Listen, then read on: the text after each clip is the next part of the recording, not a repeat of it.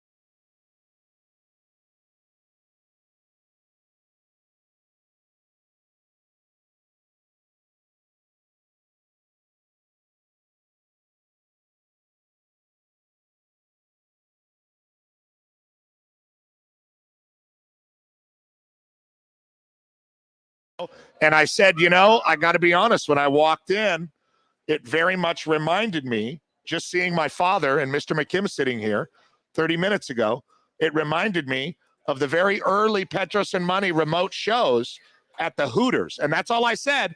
And one of the guys said, in Pasadena? Oh, yeah. Maybe she had huge nipples. God bless you, sir. Exactly God bless right. you. The Pasadena and Hooters, when Matt and I literally would sit at a table, and it would be like we'd be joined almost like a community table at the pantry. And like 8 or 9 people would sit with us and be like, oh, a little sports talk here, and let's get some wings and look at these poor curly girls. fries. Can I get wing sauce with the fries? This girl's thinking about moving back to Idaho any day now. Yeah, this is a very quaint PMS remote, and I have to say, Matt, it's not all bad. I'm appreciative. Oh, very appreciative. We're thankful for everybody our listeners. here is going to win an award. Oh, yeah, we're giving away gas cards. We're giving away gas cards that aren't just cards with a gas logo on it, but there will be money on those gas cards for you to use in filling up your car during these troubled times. One grand prize winner, and right now that looks like it's about a 1 in 15 shot based on what we got here right now, maybe 1 in 20. My dad's not eligible. No. McKim is. Mr. McKim is eligible. Your father? He did come up to me right when he got here. Like when I got here, I was like, I God, haven't seen your dad in like 2 years. I got to figure out the F1 report. I got to do this stuff. I got here. I sat down. I was reminded of the Hooters, a little sour. And Mr. McKim came up and asked me for Beach Life tickets. Oh, perfect. And I said, I'll look into that. What night do you want to go? And he said, I don't know. But you know what he did? All three. Here's what he said. That's what he said. All three, and I need 4. Here was the offer for Beach Life tickets, which is a giant festival in Redondo Beach featuring Weezer and the Steve Miller Band. Not exactly like they employ one roadie for these shows, right? One guy in black that does everything. Mr. McKim offered free volunteer labor to get into Beach Life 2022 in Redondo. Is that right? And I said, it's an odd offer. Let me think of coordinating that. Would it be more difficult to coordinate that or just bite the bullet and get you a ticket to the show or to ignore it all completely? But he was my 8th grade teacher and has been the biggest supporter of our radio show over the years. I mean, I would maybe not of ignore. Anybody in the world. I would not ignore. But how can I call the Beach Life runners and say, I got free labor? It's my 8th grade Lutheran teacher from Christ Lutheran School in Western. I think you just cut off that first sentence. You don't offer the free labor. I think there is something romantic about still being in contact with your 8th grade Lutheran school teacher that the Beach Life folks would appreciate. Listen, I'm not only in contact with my people appreciate that. I'm also in contact with my 7th grade Lutheran school teacher. Y'all never met Mr. Warnicki? Because he's around too, out of Nebraska. We got him. Okay. Maybe he wants to go to Beach Life and you can get both of them to go together. Can we bring Mrs. Fink, my 3rd grade Lutheran school teacher, who I'm also still in contact with, Matt? These people don't go away when great sports talk is in town. What a blessing. Great sports talk. What a blessing to remain in contact with those that helped shape you into the man you've become today. Well, really what they did was look the other way so I could move on to the next grade and be somebody else's problem. And at some point, we reached critical mass to where it flipped to the other side. And now I'm like flypaper for Lutheran school teachers. Lucky them. Shout out Coach King at Riviera Hall Lutheran School on Palos Verdes Boulevard. All right. Smattering of applause. Well, it's going to be a smattering for the immediate future. Hopefully not the foreseeable. Well, as Matt, people are still making their way down. Look, we know what traffic's like on St. Patrick's Day. People taking half days. They want to get out. They want their green beers. They want their corned beef and cabbage, whatever it may be. I kind of want to close the doors at this point. You know what I'm saying? Well, they want to because it increases their odds to win the 57-second shopping. And quicker to get drinks, right? The more people that come, regardless of how hard we're trying in service here at the Hollywood Park Casino, the more people that come, it's going to take time. Well, here's what we got, Pete. Take time to get your drink. We got Steven going for us. And I see him. I got him in my periphery. Steven's been listening since day one. He's got a beautiful head of hair. Beautiful head of hair. Really loves to talk sports, football, baseball, basketball. Doesn't want us talking about the Lakers because he's really upset about their performance. Man, did they get beefed last night, huh, Steven? Wasn't that funny? Patrick Beverly doing the trash and then plugging his nose like in a cartoon, like, oh, he smells so bad. Oh, and then Karl Anthony Towns looking for the wind. Looking around. Really is humiliating. Looking around like he saw ghosts flying around in that Minnesota arena when Russell Westbrook was throwing up those air balls. And for those saying, hey, have some class, huh, guys? I don't necessarily think of Russell Westbrook as the classiest guy the way he's carried himself the last 10 years of his career. So you made that bed, Russ. Now you're going to have to sleep in it. There's a quick hot sports take right there. That is good. Because we're in our first segment. I have an alert. What's our alert? From the 323. We'll be there at 4:45, Petros. Sounds like you'll have at least 17. And then he wrote, wait for me, Petros. We got 2 news. All right. Or maybe they have no interest in us. You know what? I mean, they're wearing Dodger gear. I assume maybe they were here for us. But I don't know. I mean, whatever. You want to go there, go there. God bless you. It's all good. I got to be honest. This so far is our version of the Rams parade.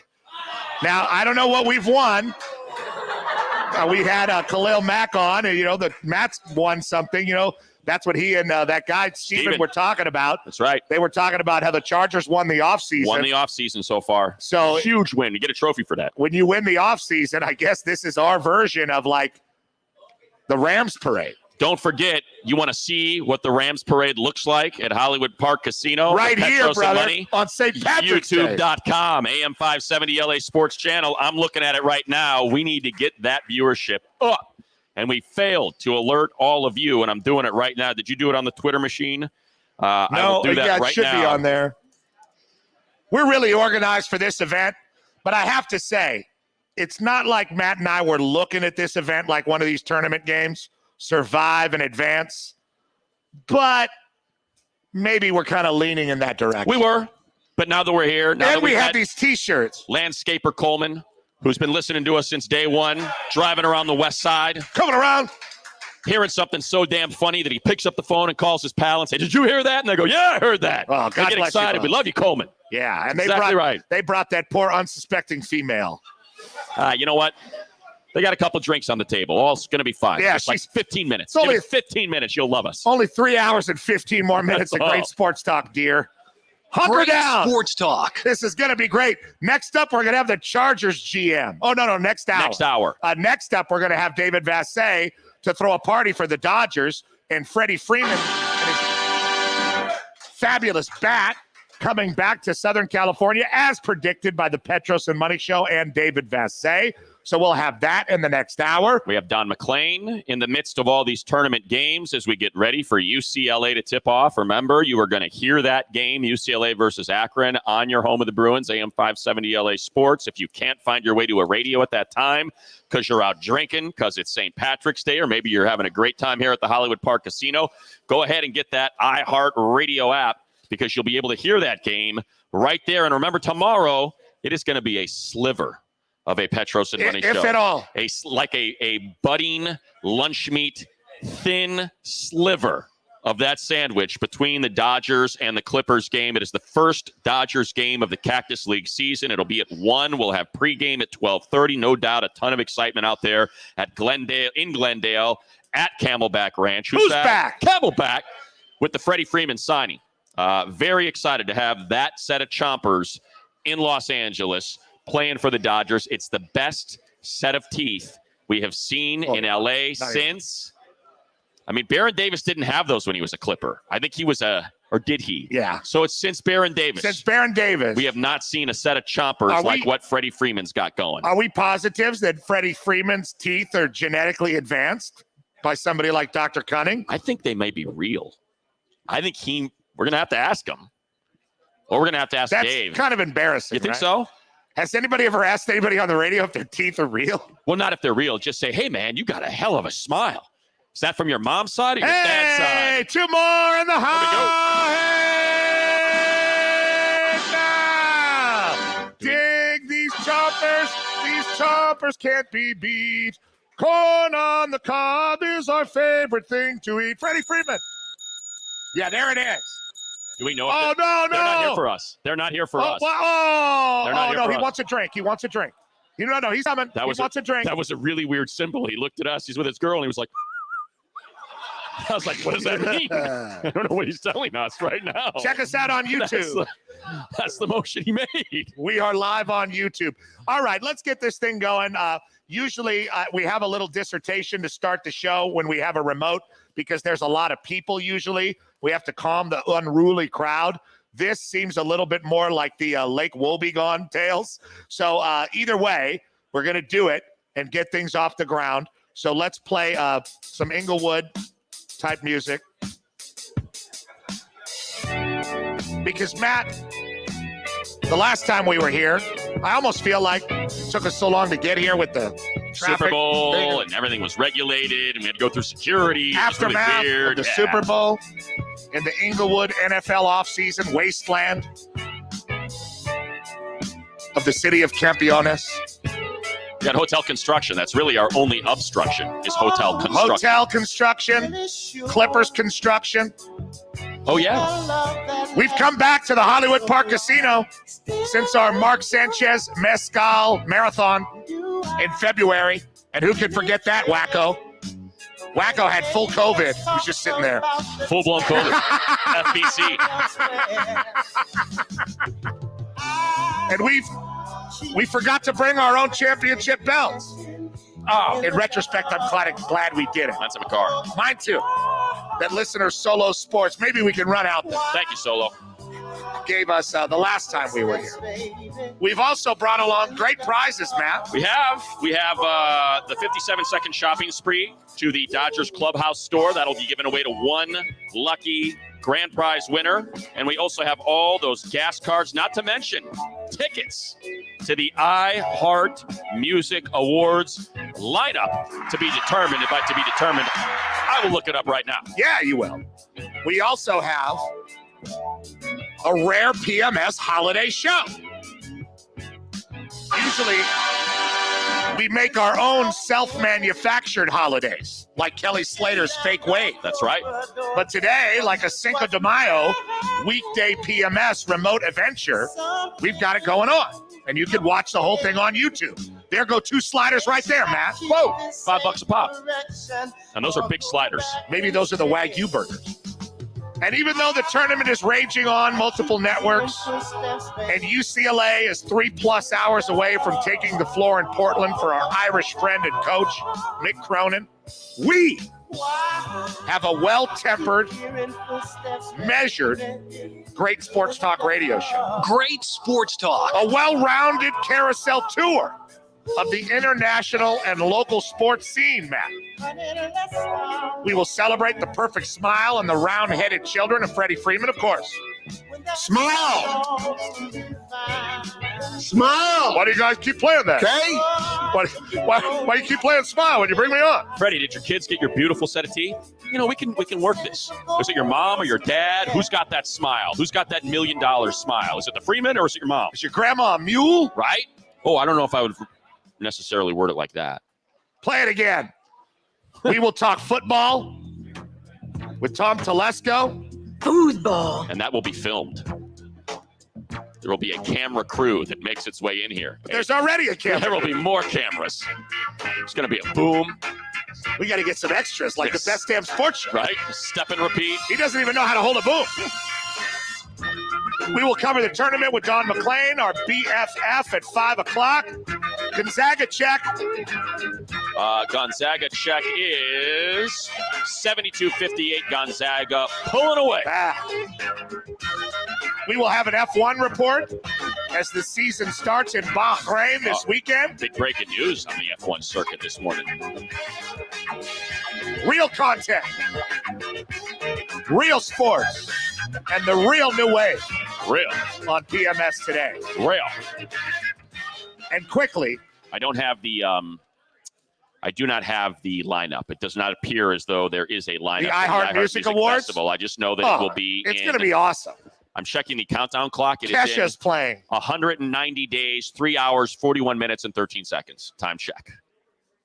We're giving away tickets to an event in 190 days. 190 No. days. It's next Tuesday. What? I'll see you next Tuesday, Kates. Yeah, host and performer LL Cool J. iHeart Good Icon research, Matt. Award recipient Jennifer Lopez takes the stage. That's the music festival, not the awards. Yes, John Legend, Charlie Oh. Puth. Sending people to an award show? Main Skin performs their viral hit Begging. Yeah, because live. Main Skin's going to be there. I'm sorry, main skin. Yeah, get all the info at Maskin? iHeartRadio.com/awards. Monaskin. It's Monaskin. Yeah, Monoskin. Exactly. Main Skin. And then you got main skin You know who's what? going to be playing. I know where my main skin is. That's what I was thinking. I was like, damn. Paul Pierce is here in the house. Love that guy. Let's go Sentinels. Hope he brought some of his friends. Anybody else other than Main Skin? Not that I'm aware of. Jennifer Lopez gets an award. LL Cool J will be there performing and hosting the award. You think shows you'll do for a round fans the and way fans. girl? Oh, that'd be something. We can only hope. Oh, you love me. No? All right. I'm glad Paul Pierce is here, and I'm glad we have some Inglewood representation because I want to give you some Inglewood news that I looked up on my way here this morning because we like to embrace the area. Now, most of the news in Inglewood is about an interloper named the Los Angeles Rams, and we're going to ignore that for the moment. But congratulations to them on their Super Bowl championship. Hey, way to go. Way to go. quickly, who is aware of Rogers Park, hoops court? Paul knows, and so does my 8th grade teacher. All right, you two, one-on-one. Let's go. Yeah, let's go. Right now, let's 11, go. first to 11. Two's count. You take your shirt off, McKim. No, it is a hoops court down the street. The rest of you are ignorant to. And it underwent a full refurbishment recently, last week, inspired by the HBO television show Winning Time. They painted the court purple and gold with 2 hands coming out, touching the ball at center court, almost like the Beautiful Sistine Chapel ceiling. And it really is nice. There is, however, and I found it interesting because, I mean, the Clippers have basically shut down the street here for the last 6 months. No mention of the Clippers. Not a one. No mention of their new arena. I don't know if there was any Clipper representation at the event. I doubt it. The Clippers couldn't promote a warm cup of urine. Why would they want to? Like, hey, come on and see this warm cup of urine. We're the Clippers. My point is, I see what you're they have something better to promote. Sure. Yet they would even be unable. God forbid they try to push it on the most popular, great sports talk show in all the land. You would think. You would think. But the Clippers even swept the Lakers this season. Yes, Mr. McKim, 4-0. And yet no mention of the mighty Los Angeles Clippers' presence in the city of champions. That's not the original. The original is the Lakers, and I guess that's why they painted That's the truth. Rogers Park's hoop court in honor of the HBO show Winning Time. Now, if it was really in honor of Winning Time, I guess they could get everybody's face right as they were having a simultaneous, moment of ecstasy. Magic, Jerry Sure. West. Oh, I see what, like, Genie, everybody's O-face. 3-box it. Yeah, on every corner, and then right in the middle, Jerry Buss. But alas, they went with the basketball theme as opposed to a sexual theme, which is very, very sexually charged, that show, Winning Time. It certainly is. It is. So on your way home, navigating the streets of Inglewood and avoiding the Clippers construction, if you run into Rogers Park, why don't you get out there and get a run going? Or at least a photo for your gram. Maybe get over there and you could have a run with the spirit of Vic the Brick. KD, LeBron, and Ariza. I'm going to pick you, KD. Did Ronnie tell you whether or not Vic was with us? Did we even check in? We didn't. Is he going to weigh in right now? I have no idea. We cut Vic loose, guys. Okay. I was going to say that would be something. If all of a No. sudden he's like, I'm right here. I'm here, I'm right up in here. How about Gonzaga? It doesn't, when Vic talks about picking one of those, maybe I'm tripping. When Vic talks about picking a pickup game in Paramount or something, when he starts getting real delusional, doesn't it kind of sound like it's a Pokemon match at a certain point? KD, I choose you. Maybe I watch too much of that. Okay, coming up next, David Vassay is going to join us live. The celebration will become official. David Vassay planted the seeds that would sprout into Freddie Freeman all the way back in 2021. And here we are, finally, not necessarily official, but it's been leaked through media sources. And Dave was battered for telling the truth. He was. He absolutely was. Oh, you have a before picture? Oh, my God. Look at you. Let me see. Digital archaeology. Well, that explains it. Thank you. Freddie Freeman used to be Thank able you. to. God, I love our listeners. Freddie used to be able to eat corn on the cob through a chain link fence. And that's why he got his teeth changed. Well done, ma'am. She drove up from Orange County, too, that poor woman. Look at that. That poor woman. God bless you, dear. Way to unearth that photo of Freddie pre-caps. Guy looks like his teeth got run over by a train. We'll be right back with more. David Vassay will join us. Happy St. Patty's. Los Angeles. Breaking news. Download the free iHeartRadio app and search AM 570 LA Sports to listen to us wherever you go.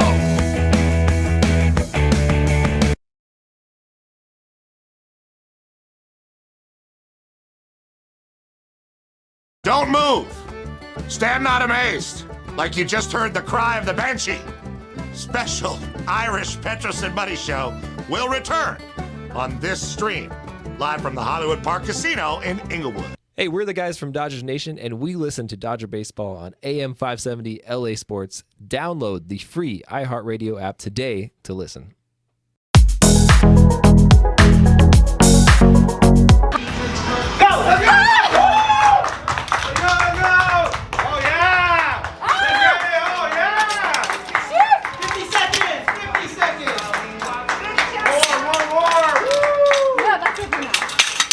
Okay, excuse me. 40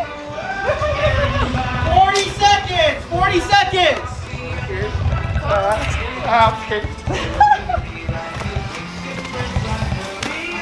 Oh my gosh! 30 seconds! 30 seconds! Oh, you got this! Oh! Oh, sorry. 20 seconds! 20 seconds! Shit! I want some of those. 10, 9, 8, 7, 6, 5, 4, 3, 2, 1.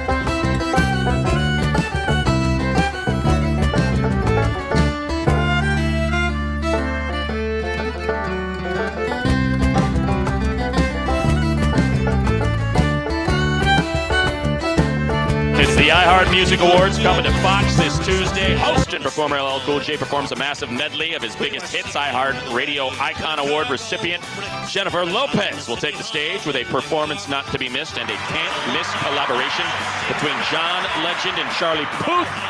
Not to mention Main Skid. Main Skid! Performs their viral hit, Beggin'. That'll be live. Get all the info at iHeartRadio.com/awards and watch the show on Fox at 8/7 Central, or you can watch it live here in LA. Tickets are still on sale at AXS.com. Fight the horrific construction traffic and come see us at the Hollywood Park Casino right here in beautiful Inglewood, California. If you've ever been playing a high school football game and you have the unfortunate moment where you're under center and a plane is right on the flight path, it's the most disorienting thing. The refs are screaming, everybody's looking up. It's like the apocalypse. Once we had a guy 40 yards downfield and they blew the whistle and we were like, what gives? And it's just too much, Matt. It's just too much. It is. Joining us now. Disorienting. Very. I mean, that shot totally would have been right on line. It just would knock me out, 40 yards downfield, we ran a veer and the plane came and the refs blew the whistle and everybody was just, one guy was like running off the field. It was just terrible. Another guy got into the fetal position. It's very disorienting. It's like it's like a bunch of rats just let loose when that happened. But joining us now, it's Dave. The home of the Dodgers. With an inside look at the Dodgers, this is the Vassay Report with David Vassay. We're in Inglewood, California. David Vassay, I think, is back in L.A., probably not far from here because he's back for oral surgery. Big day tomorrow. Much like the oral surgery Freddie Freeman got years ago. Yeah. The great Freddie Freeman, now a Dodger. Who told you first? David Vassay, that's who. Dig those chompers on David Vassay. Before the freaking lockout, he told us they were talking. And he was battered. The wind blew and the crap flew. And Dave had to sit there and take it right in the face until yesterday. In the face. When Freddie Freeman finally signed. And then he went on the MLB Network, and where he works, and the Spectrum Sports Net, and right here on AM 570 LA Sports. That shot was well framed. Which one? When he was on MLB Network. Oh, with Maury Povich? Maury Povich's head was like scraping the ceiling, and Dave had like just his head. He was like the head detective. Maximum headroom. Hey, Dave. Yeah, that's what happens when breaking news hits. Exactly. I had to go down to the hotel lobby and find a way to piece together a shot, and the wind blew down my phone, and I had to put it back up. It was not centered as well as it was, framed up as well as it was when we started. But, hey, that's the way it goes. So now I'm sure you were expecting this to happen maybe a little sooner yesterday or a little earlier than yesterday, Dave. What was the holdup? And what's next with Freddie Freeman and the Dodgers? When is he going to address everybody? When's he going to show up? What's going on? Yeah, well, today Freddie Freeman is undergoing his physical. He may have already completed that because he's expected to be at Camelback Ranch tomorrow morning. And tomorrow's the first Cactus League game for the Dodgers. So he'll be working on the backfields. I don't foresee him being in the game tomorrow, but that's where it's at right now. And yesterday, Petros, sometimes things leak out later than what, maybe in reality, because from my understanding, this deal was basically done around 2:00 yesterday. Oh, we could have had it. Maybe not all the T's were crossed and the I's were dotted, but I had multiple people tell me it was a done deal around 2:00 yesterday afternoon. Dave, the individual that it impacts most is the guy that was expected to play first base all season, Max Muncy. Did you have a chance to kind of talk with him? Did he talk with a bunch of people? Kind of where's he at, knowing that Freddie Freeman just signed a 6-year deal and he's got a team option next year and nothing after that? Yeah, Max was just as excited as everybody else we talked to this morning, Matt, when it came to the Freddie Freeman news. And look, all the players knew the Dodgers were pursuing Freddie Freeman. There was a sense of anticipation in that clubhouse the last few days. But Muncy actually loves playing second base. He actually told us that on Dodger Talk a couple of weeks ago, that he feels like his best defensive position is second base. Once again, so it's not like he's begrudging moving to second base from first. So as him, like everybody else, was thoroughly excited about Freddie Freeman officially joining the Dodgers. Are they? Do they have a log jam? Are they log jamming, Dave, with now two really good players? That's why they send me. I'm expert. And Chris Taylor and Gavin Lux that are going to be, moving around and being utility guys. Yeah, you know what? I don't believe Chris Taylor is going to be affected by this because his value is moving all over the diamond and the outfield to give guys days off. But Gavin Lux may suffer a lack of at-bats here, and it's going to be interesting to see what the Dodgers do from here, because the facts are they are a little short in their starting rotation. And are they going to sacrifice Gavin Lux in a trade to be able to pull off a significant upgrade in their rotation to give them some depth behind Urias and Walker Buehler? The one thing you have to keep in mind when it comes to Gavin Lux, Trey Turner is a free agent at the end of the year. They just handed over a bunch of money to Freddie Freeman. Mookie Betts is under contract for a significant amount of time and money. So can they? I guess they can, but are they going to commit a lot of years and dollars to Trey Turner? And if they don't, are they thinking Gavin Lux is next year's shortstop when they go through all this to try to upgrade their starting staff and take into account that there aren't many at-bats left for Gavin Lux right now, unless he goes to the outfield? Maybe center field. Dave, did you left field would be preferable, Petros. Did you catch up with Justin Turner today? Third base, Dave? I did. I caught up with Justin Turner, caught up with Clayton Kershaw, AJ Pollock. A bunch of guys were very willing to talk today. And, Justin tried to recruit Freddie Freeman to the best of his abilities with a couple of texts before the lockout. And Dave Roberts actually said this morning that he felt that even though Freddie Freeman's preference was to go back to Atlanta, he showed genuine interest in signing with the Dodgers back in November when he got on that Zoom. Dave, in terms of what Atlanta did versus kind of what a lot of these other teams did and what the Dodgers were able to do with Freddie Freeman, how do you think the rest of baseball is reacting to a new CBA, a tax number that was increased, and the rich getting richer? Like, are there a number of franchises that are pointing the fingers at this deal and saying, see, this is exactly why we should have never signed this CBA? I'm sure there's very resentful owners across baseball over what the Dodgers did today and what the Mets have done over the course of this offseason. But look, it's not a right to own a baseball team. If you don't feel like you can compete with the resources of other teams and run an organization properly like the Tampa Bay Rays do without the same resources, then maybe you're not cut out for it. So, if they're resentful, they should take a look in the mirror. Start with the man in the mirror, Petros. Well, I'm asking him to change his ways. Dave, you talked to Kershaw today, as you mentioned. Do you want to throw to the sound? We're ready to fire it off. All right, let's fire it off. Here was Clayton Kershaw, who was very tempered in his excitement about Freddie Freeman. I mean, he's got to be, if not the best, one of the best top 3 or 4 hitters in the game. So, Freddie, I know him a little bit. I'm excited to have him. I know he's going to be excited to get here.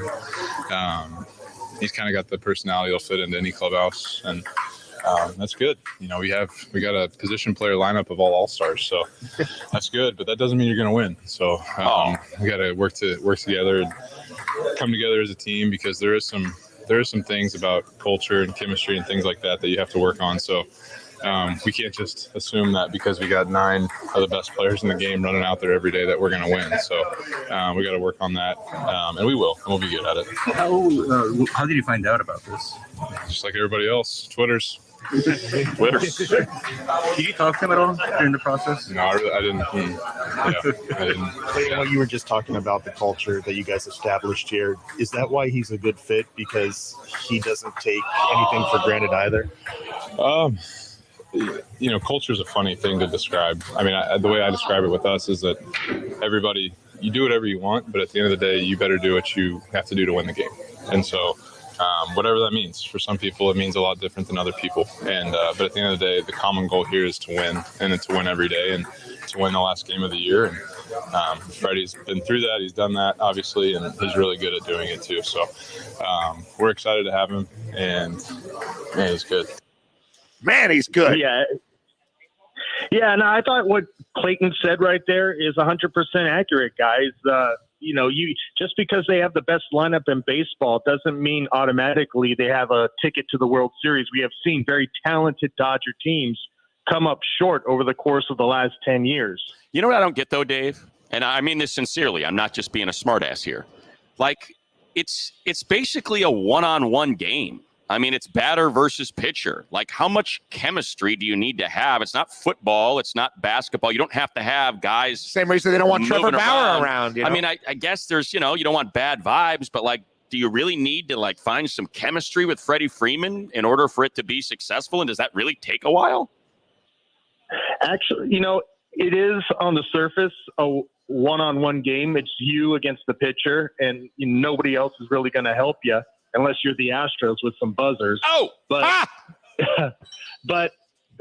what he was really pointing to was the culture. And yeah, it's just you and the pitcher when you're in the batter's box, but all the preparation that goes into trying to win a baseball game is a lot more involved than what it used to be. So I think that's what has the Dodger players That's what the Dodger players have been able to hold each other accountable for. If this is your routine to get ready, to be ready for the game, they're fine with that. But if you're not going to put in the work and you're not going to be able to deliver on the field, they're going to have a problem with that. And that's the culture they've created in that clubhouse. Dave, Clayton Kershaw wasn't the only guy trying to temper excitement. It was Dave Roberts as well, talking about Bill Plaschke's article. Here's that. That's what the great Bill Plaschke seems to do. He sets people up to fail. I thought you would enjoy that, guys. That's I thought great. You would enjoy that. That is great. Was that kind of the vibe all the way around, Dave? As far as what? Like, just the players. I mean, people should be throwing a party like when Adrian Gonzalez was on the plane.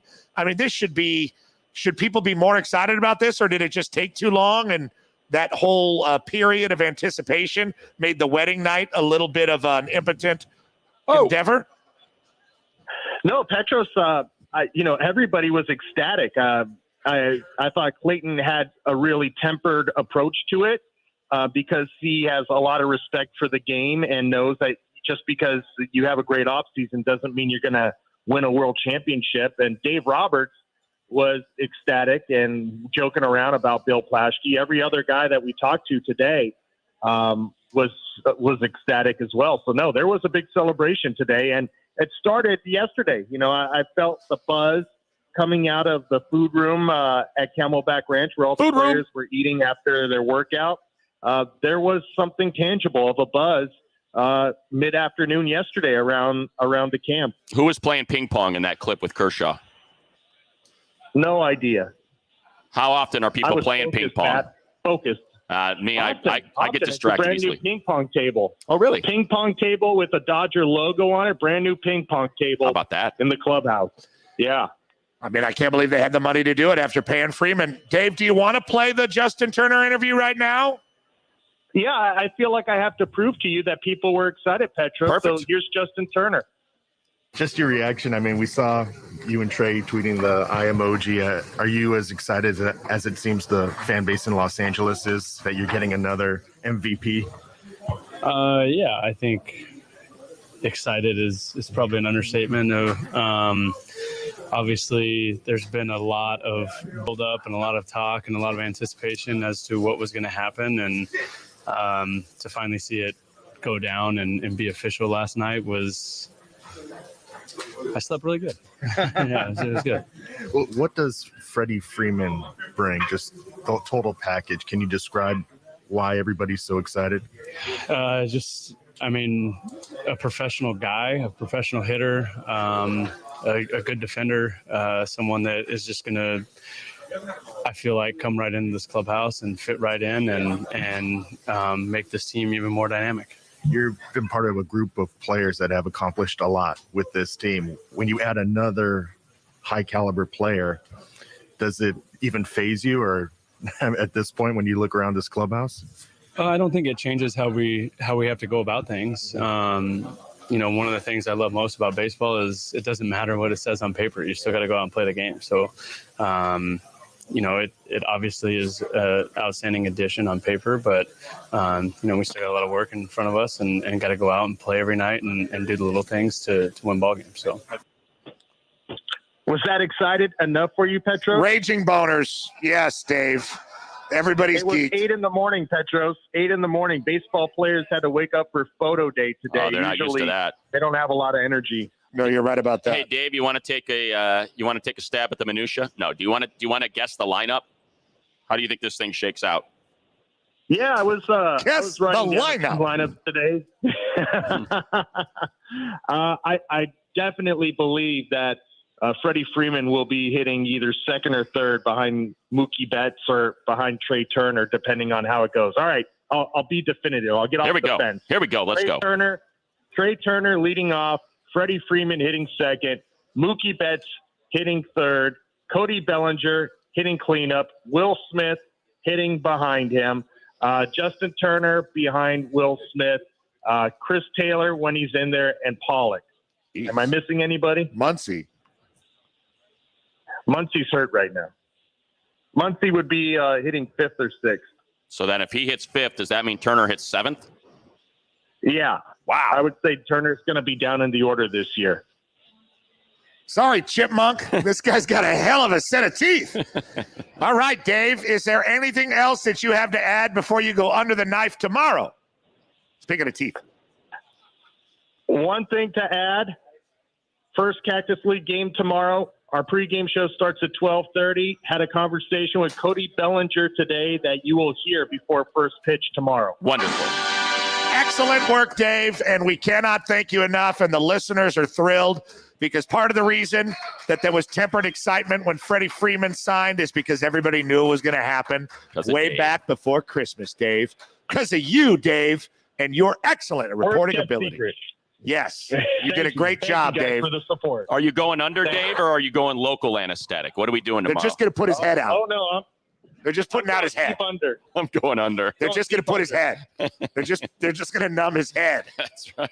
The rest of his body, Matt like had a chicken. the same procedure, Petros. I did. And I was feeling good about things until he described every bit of pain that he went through. Isn't it fun when Matt had a medical ailment before you? And it makes it sound like I'll give you details. you're going straight to Dresden, Listen, straight to Slaughterhouse 5. was it terrible? No. Was I in pain for 6 months? Yeah. But you'll be fine. The worst is when people text me after I broke my toe. I broke my toe 2 months ago. Still hurts like hell. And I'm like, damn. And it's been 2 months, and I'm like, God damn it. Still hurts like hell. Very angry. From hell. Thank you, Dave. At @thereal_DV. Listen to his interview with Cody Bellinger tomorrow. From hell. We are live at Hollywood Park Casino. Starting to fill in here. People celebrating St. Patrick's Day, watching a whole bunch of NCAA games. One big upset from earlier. 12-seed Richmond knocked I off resent Iowa. the people that are here now.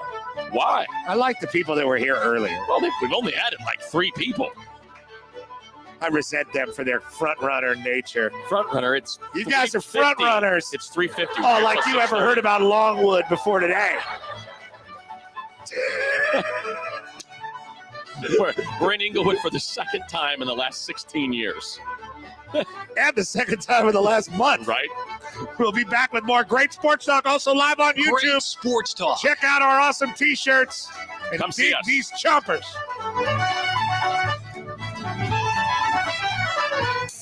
Listen to the show on the iHeartRadio app. There is now this sweet new feature. You hit that button, you can interact with us live in the moment during the stream. We love that you podcast and have made the iHeartRadio app the #1 podcast platform in all the land.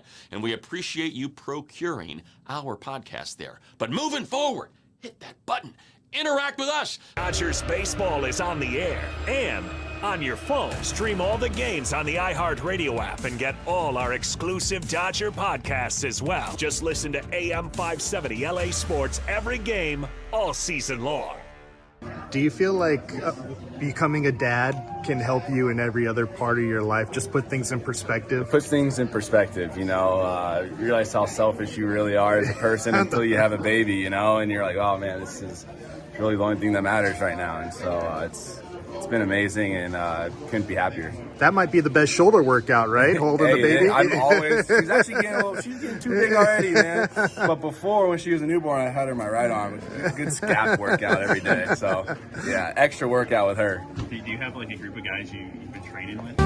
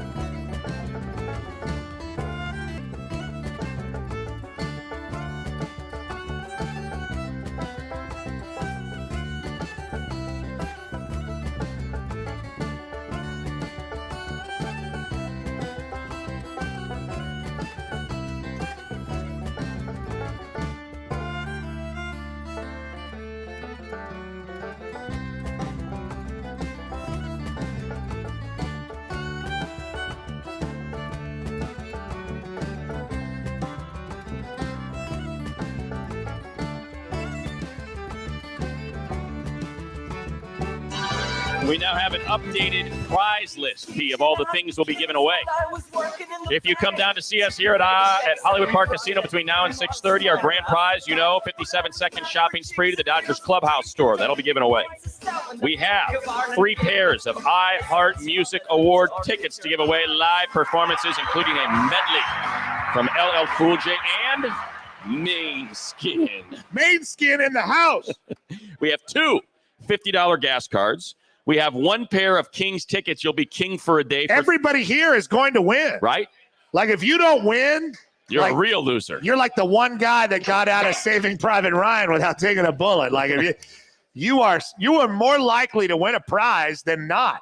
And the Charger camera guy is not eligible. No, Brian is not eligible. You're out, Brian. You're out. Looking good, though. Very professional. That's the Kings game tonight. And then we have, you ready for this? Finally. I believe that's everything, right? 3 pairs of iHeart Music, 1 pair King for a day tonight. The Tiffany, man. 2 $50 gas cards. Do the man. And on top of our grand prize 57-second shopping spree to the Dodgers Clubhouse store, we were just informed, Pete, courtesy of sales guy Ken, nobody can get in here. Kent was waiting for 40 minutes. Turns out there might be a body in the street. Was a buddy? Y'all want to see a dead body? How about at the La Mirada Theater, March 31st. Classic Albums Live. Wait a minute. The La Mirada Theater? Yes, at the La Mirada Theater. We're giving away a pair of tickets to go see. That's my favorite theater in any of the gateway cities. In person. The band Classic Albums Live performed Led Zeppelin 2. Yeah! Who's performing it? Classic Albums Live. CAL. Cal. That's a band? That's a band. And they're performing Led Zeppelin 2. Hey, don't you give me the La Mirada Theater. How can you give me the thumbs down if you've never heard of them? How can you? You don't know if they're going to be good. Look, I made a fool of myself many times in my life, but one time I did in Greece, where in Rhodes. And it turned out the little town I got married in Greece had the guy from Pink Floyd lived there, David Gilmour. And I was talking to a Greek woman, and she said, "Do you know the Pink Floyds?" And I said, "Yeah, I know." She goes, "Oh, she told me about Gilmour and this and that." And she said, "We have a special band here, a tribute band called Pink Floyds." And I was like, sounds good. I was just like you. I was like, but they suck, like something like that. And then? And she was going to gut me. She was going to shear me like a goat.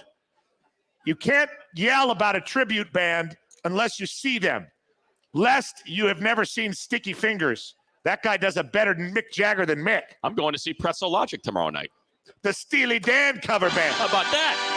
That's right. You know it, Mr. McKim. They kick ass. How could you do that to Classic Albums Live?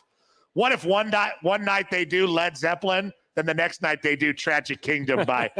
They don't do no that. Doubt. They don't do that. Sorry, I'm not over now. Walking through the spider web. This is a pretty big deal. I'm checking out. They are doing Fleetwood Mac Rumors tonight. They're doing Zeppelin 1, Zeppelin 3, Zeppelin 1, CCR Revival. Okay, all right. Rolling Stones, Let It Bleed. Not Cosmo? They're not going to do Cosmo's Factory? Not yet. All right. Sgt. Pepper's, Eagles' Greatest Hits. Greatest Hits? How about that? You can't do that. You Classic Albums Live and you're doing the Greatest Hits? You guys suck. I'm with you. Led Zeppelin 2, Ramble On, Whole Lot of Love, I think is on there.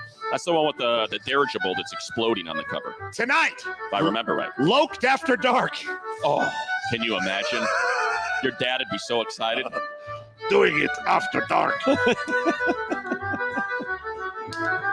Oh, yeah. Loke is hard. Hey, you know what? Just because of all the excitement, I don't want to keep you waiting. In this very next commercial Don't do break, it, Matt. we're going to give away the tickets. You're going to blow Zeppelin. our wad We're early. gonna give away the tickets. Oh, Drunk at to 6. Classic Album Live. Drunk at 6 on St. Patrick's Day at the It's going to be bar. unbelievable. Don't give away our stuff. We're going to Right away. Oh, God. We got to come back, do word number song. We have Tom Telesco joining us in this very next hour. At the bottom of the hour, Don McLean straight out the gate at 5 p.m. We're going until 6:30. Come see us at the Hollywood Park. It may take you a little while to get here. It's a bit of a road issue. Some things are shut down. There's a body. AM 5.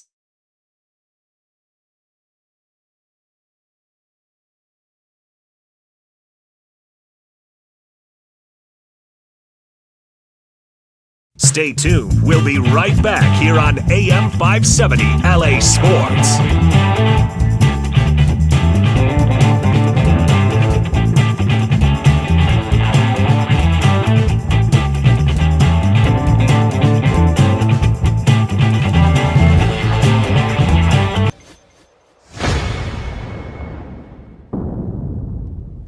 Don't move.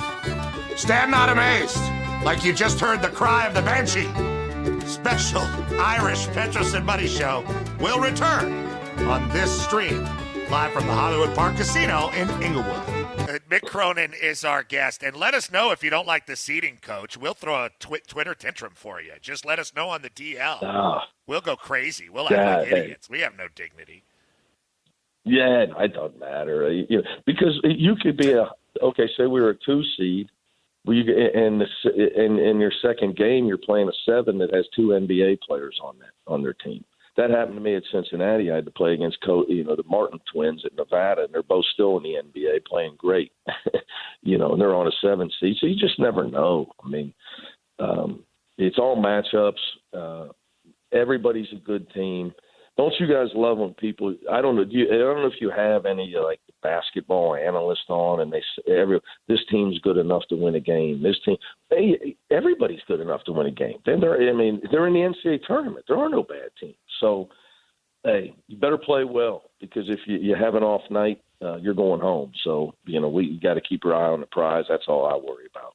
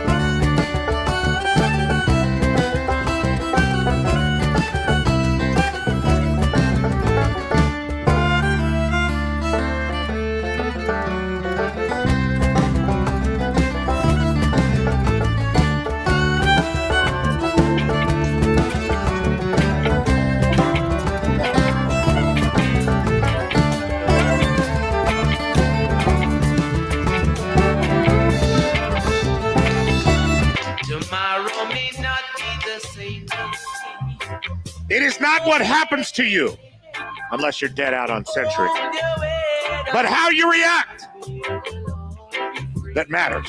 Petros and Buddy. On AM 570 LA Sports, live everywhere on the iHeartRadio app, and today live on YouTube. YouTube.com, the AM 570 LA Sports channel. You can see us. Hundreds have tuned in, and we would like to make it hundreds more. Thousands are sailing. Many have packed their way into the Hollywood Park Casino. We love this spot. It's a glorious room, ample seating, ample parking, wonderful service. The food is delicious. I'm happy with this now. We absolutely appreciate all of you. Congratulations. Was that Sergio that just won? Way to go, Serge. Classic Albums live tickets to go see Led Zeppelin 2 performed at the La Mirada Theater. That could have been you. If you're not here in this room right now, so why not try to make it down between now and 6:30 p.m. Our grand prize giveaway will be that 57-second shopping spree to the Dodgers clubhouse store. We also have 3 pair of tickets to the iHeart Music Awards celebration. LL Cool J hosted, and he will perform a medley. King for a day. For tonight's game, we'll be giving those away as well. We have gas cards to give away. We have Tom Telesco joining us in the next segment. We have Don McClain in less than an hour to preview the UCLA versus Akron game coming up at 6:50 that you will hear right here. And a big thank you to David Vassay for joining us from Glendale, Arizona. All right, we are on the YouTube, and you can see us there. You could not see Vassay. We might have had a picture up or something while we were talking to him on the feed. But what Vassay did for us in the last segment, with all those players talking about Freddie Freeman and all that different stuff, no one else has that. No one else has those interviews with players and that player reaction today. Nobody. So that is good stuff. Well done, David Vassay. And we still have a hell of a lot of content, as Matt was saying, throughout the day. And right now it's time for more of that with the number of the day. Here's my number. Number of the day. Number of the day is 2. 2 enormous thank yous that we must send out. Oftentimes, we will come up with stupid ideas live on the air in the moment. They are dead on arrival 99.999% of the well, time. some of them aren't tenable. We can't go to South Africa. We can't? With 3 days notice. We can't? No. It's not possible to purchase a ticket to go to South Africa with 3 days notice. Well, we didn't do it. Exactly. And that's the problem with us. Not to mention. We're idea men, not men of action. Not to mention the purchasing of the Stickenstein in El Segundo. Think about where we'd be at. It was going to be right before the pandemic. We would have made a fortune. Pre-pandemic sports bar purchase in Los Angeles County. Maybe we revisit that. Dad looks good. He's up and moving around. He's spry. You want to open a bar, Dad? There we go. Okay. Problem solved. Stickenstein, we're coming for you. I got a guy for you. He's got it all figured out. Got it all figured out. But the number of the day is 2. If you have not made your way to youtube.com and the AM570 LA Sports channel, be sure to do that because we are sporting the T-shirts that Dave Cardona was able to throw together in 48 hours. Illegally made, illegal use of the UCLA copyright. What are you going to do? Our green UCLA Bruins, St. Patrick's Day, Mick Madness. So many copyright infringements on this T-shirt. You can't even number them. But what are you going to do? What are you going to come and get us? He put them together, and I would say, were they available for sale? My God, the killing you could make today in Westwood on St. Patrick's Day, slinging these things. A huge thank you to Dave Cardona. If you have a request, a specific T-shirt that you would like made, go ahead and reach out to him on Twitter at Dave Cardona, Cardona. And a huge thank you. He used his friends at garmentprinter.com to get these things turned around. We met Dave in 24 hours. Through, like 36 hours Amazing. from when we had the idea. And he had the T-shirts made in less than 24 hours, like you said, Matt. We met Dave Cardona through Vic the Brick Jacobs. Back when Vic left his house, he used to make all these crazy T-shirts for Vic. CK the One. And Matt Kemp Superstar. And he made us the crazy Charlie Steiner call. 88 is 88 and out the gate. In a year that's been so horrible or something. Yeah. I forget. But it was all on the T-shirt. You know, it's a lot to remember. That's the problem with having a big, long-ass call. But either way, so he's done a lot of great favors for us. Sure has. He's a wonderful guy. He's very much involved with St. John Bosco, along with his dad. And St. Hedwig's. Yeah. They always hit up the fest. His dad is the man that smokes all the meats at the St. Hedwig Autumn Fest. So a big thank you to Huge them thank you. for making these very offensive T-shirts to Irish people. But no one's too worried about Irish people's feelings, so I guess it's okay.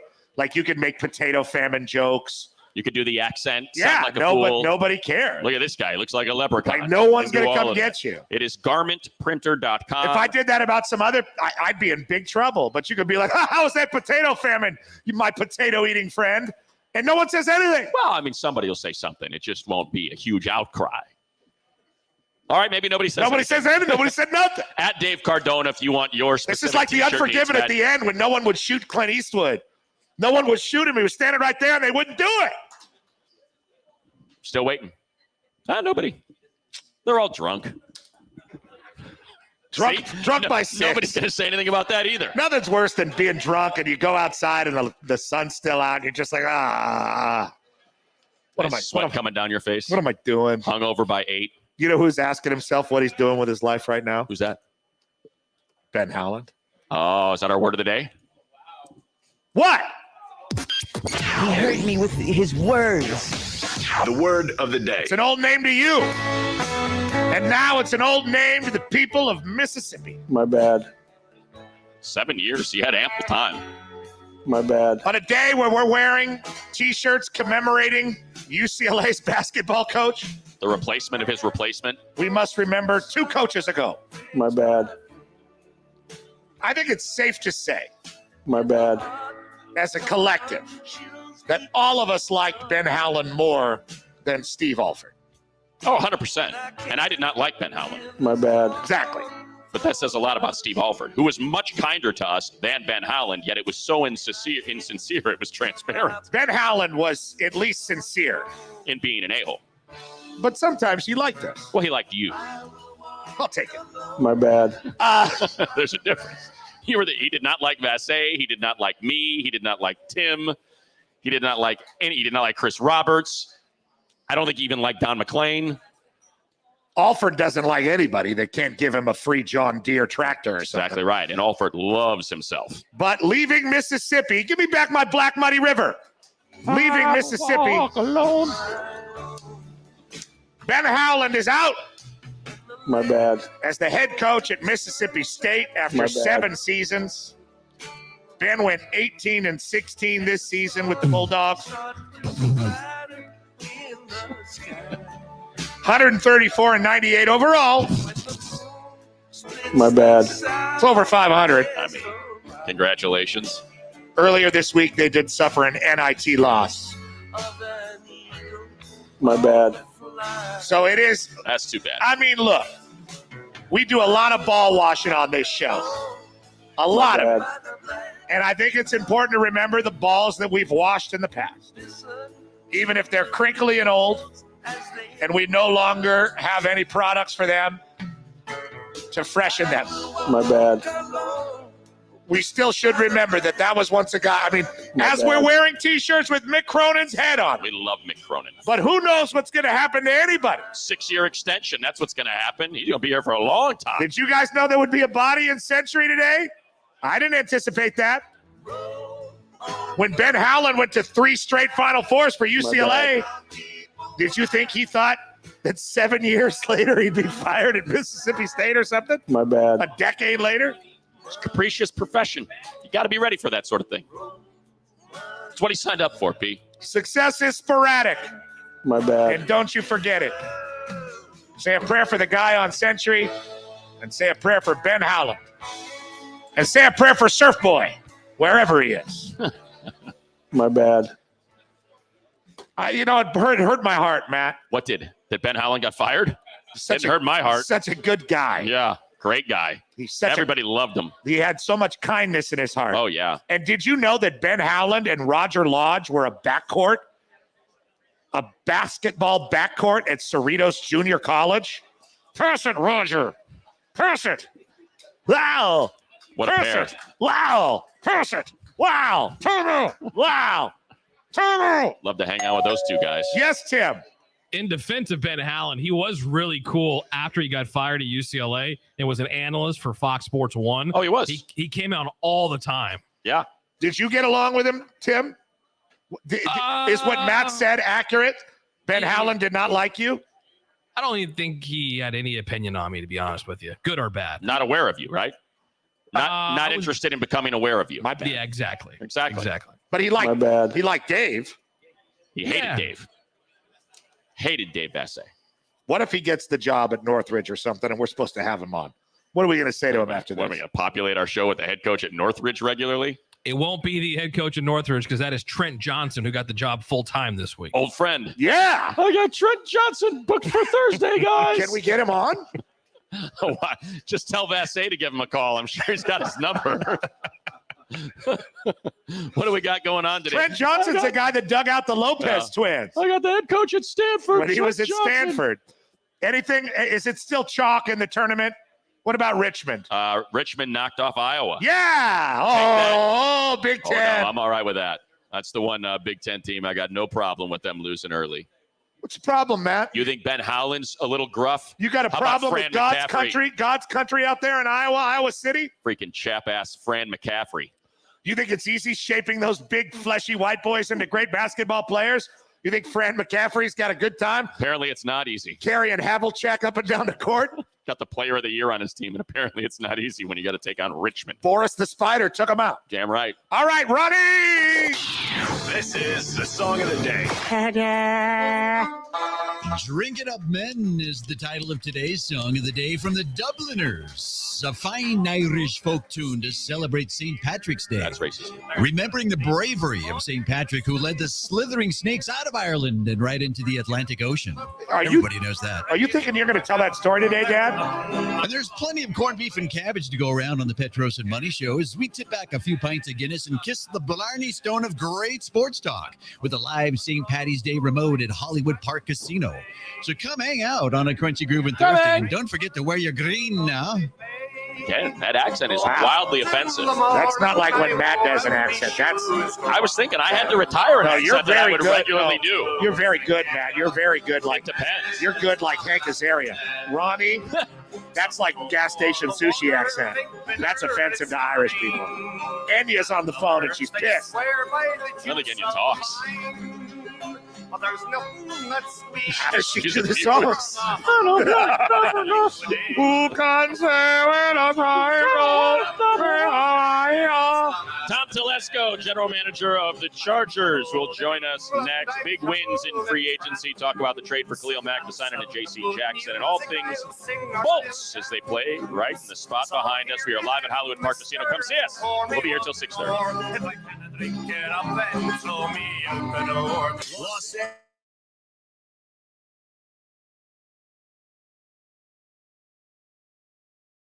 Download the free iHeartRadio app and search AM 570 LA Sports to listen to us wherever you go.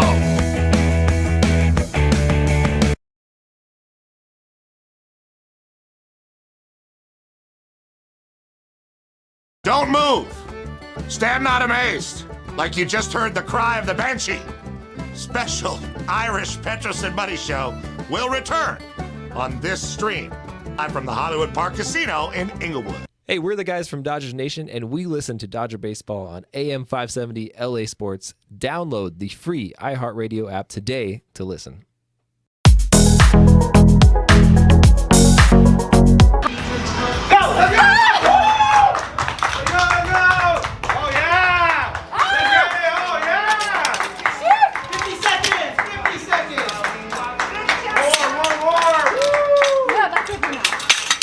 Okay, excuse me. 40 seconds! 40 seconds! Okay. Oh my gosh! 30 seconds! 30 seconds! 40 seconds! Woo! Oh! Oh, sorry. 20 seconds! 20 seconds! Shit! I want some of those.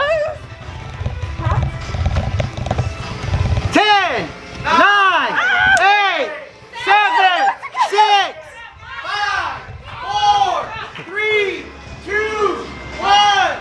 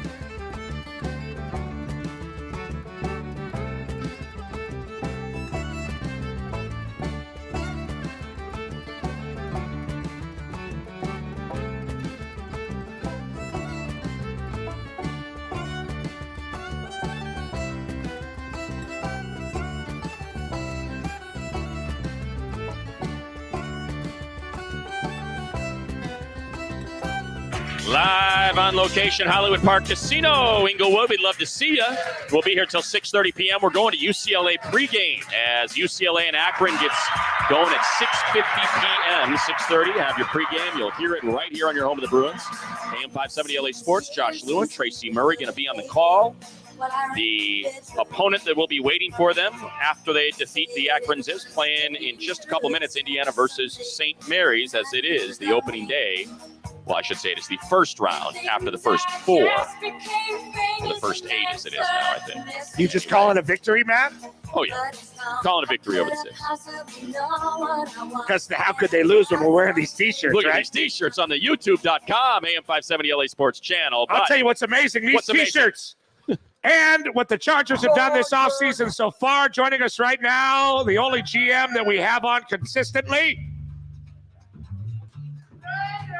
straight out of the East Coast, the Buffalo, New York area, a hero to Chargers fans because of his acquisitions and his draft picks. Like Khalil Mack. That's the truth. Draft picks like Justin Herbert and Austin Eckler. And after pulling in a cornerback and some D, that will set you free. Oh, yeah. That D will set you free. It is our old friend on the Chevy Silverado Celebrity Hotline, Chargers GM, a measured man, Chargers. Tom Telesco on the Petros and Money Show. Happy St. Patrick's Day, Tom. I'll tell you what, it's a good thing I like you guys. It's the first day of March Madness. It's St. Patrick's Day. I should be out of the office by now. We're in Inglewood. Yeah, so we're burning it at both ends as well. Yeah, I mean, we're not sweating it either, Tom. But any great St. Patrick's Day memories, Tom? You ever dress up like a leprechaun and swim in the river in Chicago or anything like that? I mean, I know you NFL GM types get pretty wild. Probably all those memories are from college. So if it's St. Patrick's Day, probably can't remember them anyways. How about that, huh? Over this March Madness, wouldn't it? So it is. Or spring if you're training. a college kid today and you're out St. Patrick's Day and watching NCAA basketball, what's better than that? Listen, stop distracting from the topic at hand, Tom, and that is your wizardry here in the last week, trading for Khalil Mack, signing J.C. Jackson. Give us an idea of how these things come together, how long they take, and how it was all accomplished. Well, the Khalil Mack thing came together pretty quickly and pretty late in the process. Really our number one priority as we worked through the offseason up until recently was to bring Chenna back. We love Chenna Nwosu.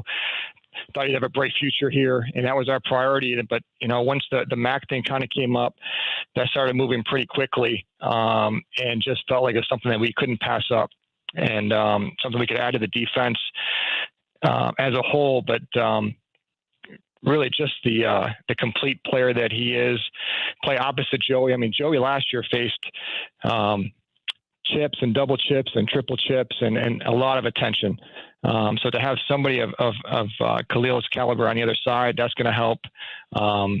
And like I said, that was something we just couldn't pass up as much as we love Chenna. We knew if we traded for Khalil that we would not be able to bring Chenna back. And he ended up with Seattle, and with a good contract and a good defense, he'll fit there well. So, and then, the J.C. Jackson, we're looking to add a corner that really fit the skill set we're looking for. And he has that. He has some man coverage ability. He has excellent ball skills. I mean, I think probably the best thing he does is when the ball's in the air, he turns into a wide receiver. He can track it and play it. We've seen that essentially for 3 years with him. And his interceptions are high difficulty. They're not just tip balls, and he happens to be in the right place at the right time. I mean, he's making plays on the ball aggressively. So we think he'll fit in well with the defense. And to add a high caliber player like that is exciting. And, tip of the cap to Derwin James and really having Joey Bosa and Khalil Mack and Justin Herbert. I think having those players here already, some guys want to come here and play. And I think that's kind of what happened with JC. You want to be a part of this. So that kind of helped the whole process. Kind of what does that mean for just that group as a whole? Is that now kind of you're going to start figuring out where Asante Samuel fits best? Might he get a look inside? Is it Mike Davis and JC on the outside? Like, how does that adjust what you do with the rest of the secondary? Well, I think we'll probably take a look at that in OTAs, but probably more so in training camp. I think Asante can play inside or outside. I think he showed that last year, so he's pretty flexible there. I think JC can probably play wherever we need him to play. I see Michael Davis as more as an outside corner. I'm not saying he can't go inside, but I think his best role is playing outside. But we'll see how it all kind of comes together in the offseason, see what the best combination is. Tom Telesco is our guest. He is the GM of the Los Angeles Chargers. He's in his office trying to watch March Madness. A lot of chalk today, except for Richmond there, Tom. You're okay. And we are here in Inglewood, having a great time, enjoying everybody here at the beautiful Hollywood Park Casino. Thank you. A smattering of people excited. Indiana People excited. St. Mary's tipping off right now. That's right. We're watching it. We got our eyes on that. You like the We're Gales? watching it. There's nobody there. Look at the crowd. Well, these are television events, Tom.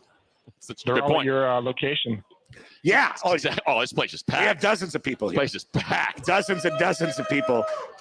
So what's left? Like after you start, filling those gaps with the big free agents, a lot of fans just start high-fiving and they think that everything's done. But there's still a long process to go before you guys get to minicamp. Am I right? Yeah, there is. I mean, when you jump into free agency early like we did and signed, so you want to see 4 players plus Josh Harris, the long snapper. We got a couple other things we're working on, but when you get in early, as we kind of get into mid-March to late March, we've used up some space. So we'll see if anything shakes out at the market value that we can do. And obviously, we still have the draft coming up that we're kind of always working on. So we'll kind of see. I mean, I know free agency I started on essentially Monday, but really, I guess Wednesday. It never really ends. I mean, it just goes on through March and April because not everybody will sign. So something you're always working on. So what, when it comes to something you're always working on, we saw, there's more and more guys that are getting let go as teams got to work their salary cap situation if they're bringing in new players or restructuring contracts. Like how active do you see yourself, in the free agent market over the next week? Is it something that's just got to pop and show itself? Do you feel like you have holes that you still have to address and you're just kind of looking for those value contracts? What's the next 7 days look like?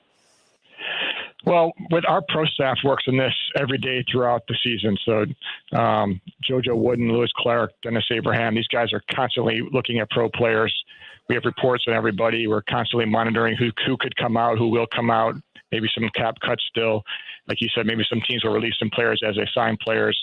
And it's kind of, if something pops to us and we think it works and thinks it fits, we'll look at it. But it's just kind of a daily exercise to kind of monitor the league and see where we are. Wouldn't mind adding a couple more players, but it has to fit. And we also have a draft coming up. We got a lot of draft picks this year, so kind of have to balance that as well. And, there's also a little bit of a market after the draft. As teams draft players and they tend to let players go after that. So it's kind of a never ending. I mean, player acquisition is basically 365 and, every day throughout the year. How, have you ever had to deal with a quarterback situation when you were in Indy? You had Peyton Manning. Here you went from Phillip Rivers to Justin Herbert. I don't remember what it was when you were in Carolina or how long you were there, but like you look at Russell Wilson getting traded and kind of what's going on in Indianapolis. Now Cleveland, you got a trade demand and, you can't make that trade demand kind of stuff. Have you ever had to deal with anything like that at the most important position on a football team? I guess that shows my age. Our quarterback my first year at the Carolina Panthers was Frank Reich. So that shows my age. Frank was our starter. He looks like Santa Claus now. Yeah. Kerry Collins came in because we had drafted him in the first round. But no, I've been very lucky. Between Peyton Manning and Andrew Luck, and then here with Phillip Rivers, obviously with Justin Herbert. No, haven't had to face that. Every team has their things you have to work through at all different positions. We all have it, but at that position is so critical to have some stability. And God, I've been so lucky in my career to always really have somebody stable at that position that you can always count on. Speaking of stability, going into your second season with Staley as the head coach, how different is it this time around, or just knowing them a little bit more and understanding each other a little bit more going into another year, and Justin Herbert another year as the starter? Yeah, I think that's what it is. It's just time with people, not only with Brandon, but with the whole staff, offense and defense. Just talking about what they're looking for, what fits. And obviously last year, actually seeing us play for a whole season as far as the offense and defense. It's one thing to talk about schemes when they first got here last year. This is what we want to do, but it helps me to actually see it on the field, on the grass, and obviously see it over 17 plus weeks. So certainly more familiar with everything on both sides of the ball. And in our process now, through really into year 2, just gets more efficient. Communication is always really good between this. We got the coaching staff and the scouting staff, everybody working together. Free agency worked really well as far as the whole process. I'm assuming, and it better, but the draft will be the same way. And plus this year, last year we were in COVID still, so everybody was still separated and we couldn't all really meet together. So we're back on a normal schedule, which is great. But yeah, you just get better at the more you do it. I didn't mean to laugh at that answer, but when you agreed with what Petros said, he stood up and started waving a towel over his head in celebration. Hey, I want to be right. Chuckle. And all these people are here witnessing my ability to get something right, or at least be validated by Tom Telesco. It's a live show, Matt. We got to play to the people.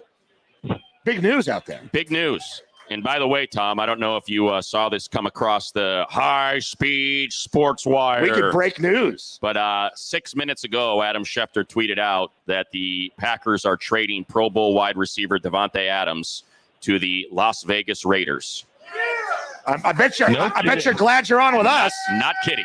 That is from Adam Schefter. Blue check, 33,000 likes, 25,000 retweets. Davante Adams to the Raiders for 2 prime 2022 picks. So the AFC West continues to get more and more stacked. So basically, every superstar player is going to come in the AFC West this year. Yes. Yeah, exactly. Right. So there we go. So it's a good thing you signed J.C. Jackson to try to square that away. They get Chandler Jones. Sunday night football might as well just be AFC West I know, football right? now. Get ready for 6 primetime games. I would say that is in the future for scheduling if you are an AFC West team. So there you go. We'll leave you with that one. Just came March across. Madness still at the office, and a giant trade happens in your division while you're on the phone with us, Tom. That better be 2 1s. And 2 2s. So yeah, exactly. There you go. Well, I guess you can go get to the bottom of that. We certainly appreciate it, Tom. Congratulations on the signings, on the trade, and what looks to be a roster that is going to be pretty damn competitive when things get rolling here in 2022. We appreciate it. All right. Thanks, guys. Happy St. Patrick's Day. Happy St. Patrick's Day, indeed. Tom Telesco, everybody. Even the ingrate Raider fans. Oh, God, with your stupid Raiders chant. And you started screaming about the Raiders while Tom Telesco was on embarrassing Matt, I wasn't voice of the Bolts. I wasn't embarrassed for me. I was embarrassed for you. The Raiders just signed Davante Adams to the richest wide receiver deal ever. He also has, I'm on the air. He also has a pocket full of mascara that he is bringing for his ex-teammate at Fresno State, Derek Carr. Exactly right. Whenever the Raiders come up, all of you forget that Matt and I are wearing headphones. You just start screaming. I mean, my God. It's the people around you. The Raiders that you guys can't control themselves. They hate you with the intensity of 1,000 suns. Hey, I like the Raiders. That's fine. Listen, guys, it's fine. You can hop on the 15 and take it west. Wow. See, here's this. That's all you got to do. You just got to go to a different state. That's all you got to do. He's going to geographically shame you. All you got to do is go to a different state, and they're there waiting for you. Matt's like right there. Matt's like the new stepdad that comes into town. Is like, your dad's gone. I'm your dad now. That's right. If you want to see your dad, you better drive to Vegas. Your dad's a degenerate gambler. He lives in Vegas. It's just a short 4-hour trip, guys. It's right there waiting for you in a different state. That's all. I'm your father now. It's there waiting for you. Cry all you want. Have fun kid. with that. Yeah, that's right. They left you 25 years ago. They love you. I figured. Yes, Cates. Don't forget their 9th home game every year at SoFi Stadium against the Chargers. Oh, my God. That came call on the top rope. That call came from inside the house. Oh, God. Oh, my God. It came from inside the house. Hello, Sydney. Oh, my God, man. Look, when you're going to be the stepdad and be like, shut up, kid. Your mom left. He's right, though. The Raiders are in Las Vegas. They are in Las Vegas. How pissed is Aaron Rodgers right now? Just signed that new deal. Well, I would assume. Well, that's a good point. Is the ink dry? All right, Davante, you're out of here. He can throw it to Lazard. That guy runs like an 8-second 40. And that Marquez Valdez-Scantling guy. MVS. And Randall Cobb. And Equinemius St. Brown. St. Brown's no clown. No, St. Brown is no clown. So huge breaking news. Raiders. Right, you know what was the worst part about it? The Chargers guys were here to tape it live. Oh, yeah, we got it all. The Devontae Adams trade happened live. Our fans started yelling Raiders. I mean, you guys embarrassed us in front of Tom Telesco. How could you? How are we going to recover? Still got an hour and a half left. Why are you see, what is it about the Raiders? We can't hear you. Why do you we start have screaming? headphones on. Who are you screaming at? He's saying, no, the Rams. What? He's saying we're arguing about the Chargers and the Raiders, and the Rams are have the you team ever we should be seen talking The about. Fugitive? When Yes. Tommy Lee goes, I don't care! Because honestly, no one could care less than me. The ground could open up like a roaring, sucking hole and take us all down. Oh, the Sarlacc pit. And that's what I would embrace. Do it again. Do it. Yes. More. That's great. Thank you, sir. Thank you, sir. Appreciate it. Thank you. We hear you. That's wonderful. Your father's going to join us next. No, we have the F1. Your father's not going to join us next. We will talk about F1 and Hulkenberg. He's green. A hesitation. A three. Good! March Madness. Listen to the show on the iHeart Radio app. There is now this sweet UCLA Bruins. Sir, please stop yelling. You can all hear with us with the live in the moment during the stream. We love that you podcast and have made the iHeart Radio app the #1 podcast platform in all the land. And we appreciate you procuring our podcast there. But moving forward, hit that button. Interact with us. Dodgers baseball is on the air and on your phone. Stream all the games on the iHeart Radio app and get all our exclusive Dodger podcasts as well. Just listen to AM 570 LA Sports every game all season long. Do you feel like becoming a dad can help you in every other part of your life? Just put things in perspective? It puts things in perspective, you realize how selfish you really are as a person until you have a baby, and you're like, oh man, this is really the only thing that matters right now. And so it's been amazing, and couldn't be happier. That might be the best shoulder workout, right? Holding the baby. Man, I'm always. She's actually getting too big already, man. But before, when she was a newborn, I had her in my right arm. A good scap workout every day. So yeah, extra workout with her. Do you have like a group of guys you've been training with?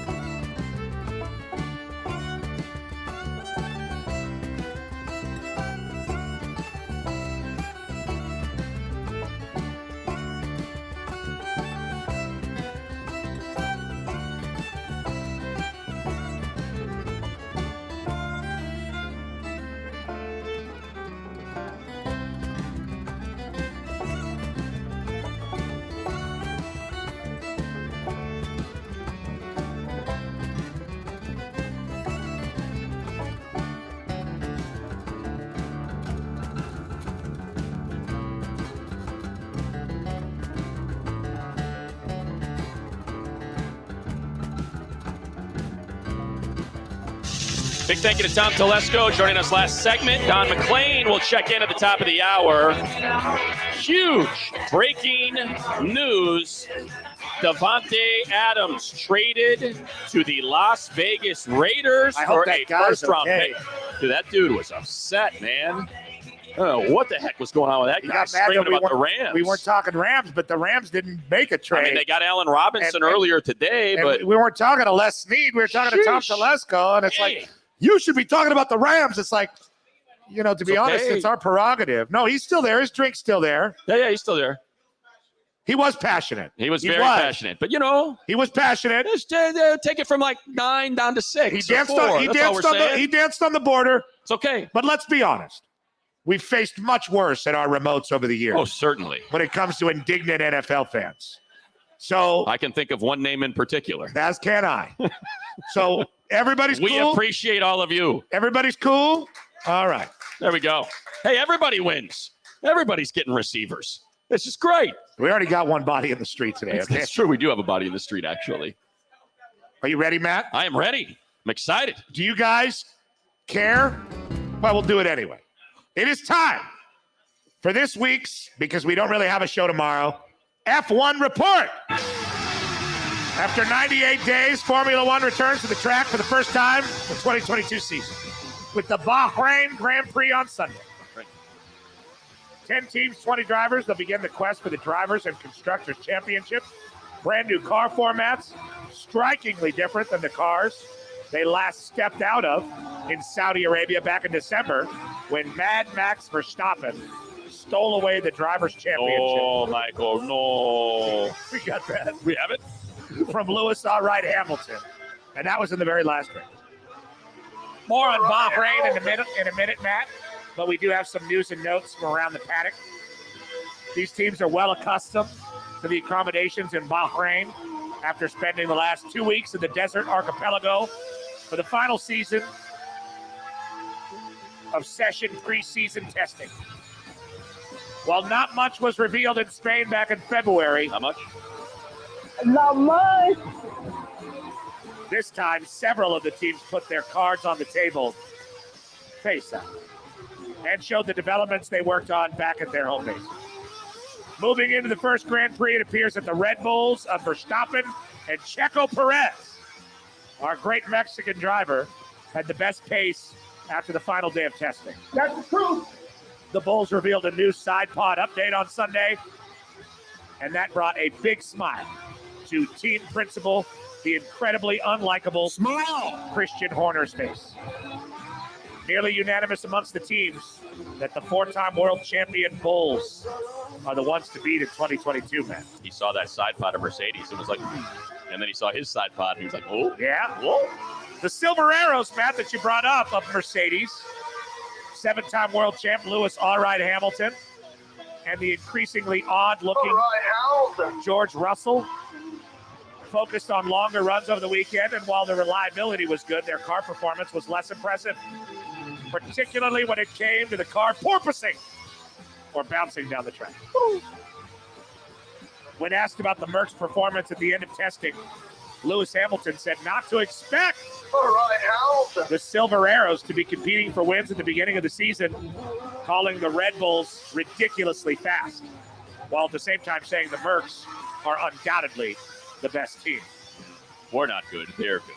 No. We're not good. They're Sounds like Lou Holtz before they play Air Force. Yeah. Have you seen Air Force? Yeah. Okay, Lou. And finally, Matt, the prancing horse of Ferrari. Ruthlessly efficient over the course of the weekend with a smooth preseason of testing without the usual Ferrari drama. Carlos Sainz and Charles Leclerc put their red cars through the checklist while showing intriguing pace in separating themselves from the rest of the punters. The lack of Ferrari drama would last until Monday afternoon, however, when the team announced that Leclerc was unhurt, but reportedly crashed his golf cart on the first hole while playing golf with the others out of Bahrain. It's just a golf cart. You don't need to drive it like an F1 car. It's just supposed to putt around the course there. Come on, Charles. I am so sorry for the whole team. I am f***ing stupid. Yes, you are, Charles. No word if Ferrari elected to change the gearbox on the kart or just finish the round like their disastrous decision. And Monaco, stupid. Yes, you are, Charles. I am stupid. I would like a doll that says. In other driver news, Haas welcome back Kevin Magnussen to the team, replacing whiny bitch-ass Nikita Mazepin. Mazepin ends his illustrious F1 career with the distinction of having more spins, 22, than Formula One starts. I cannot do it, man. You're having a laugh. I thought you were going to say completed laps. 22 spins, 20 starts. I cannot do it, man. You're having a laugh. K-Mag returns to the American F1 team after sitting out the 2021 season, getting sacked by team principal Gunther Steiner in 2020 when Haas languished toward the back of the grid. This is one of our favorite things. Gunther and K-Mag had a memorable run-in at Silverstone for the British Grand Prix after Magnussen and Grosjean collided, taking out both Haas cars, which is the original sin of Formula One. After the race, this classic exchange was documented by the Drive to Survive crew map. Gene spends 100 million a year of his own money. He wants to pull the plug and let everybody down because you're two idiots. I have not more to say to you guys. And if you don't like it, I don't need you here. Do not come back, please. What was that? Kevin just smashed the door. That's not acceptable. He's not doing that to me, you know. He does not smash my door. Tell him that. If he doesn't want to come back, he better tell me now. Is he just now? Yeah. He smashed my office door. Where is he? I don't know where he is, but he can off. I told him, both of them.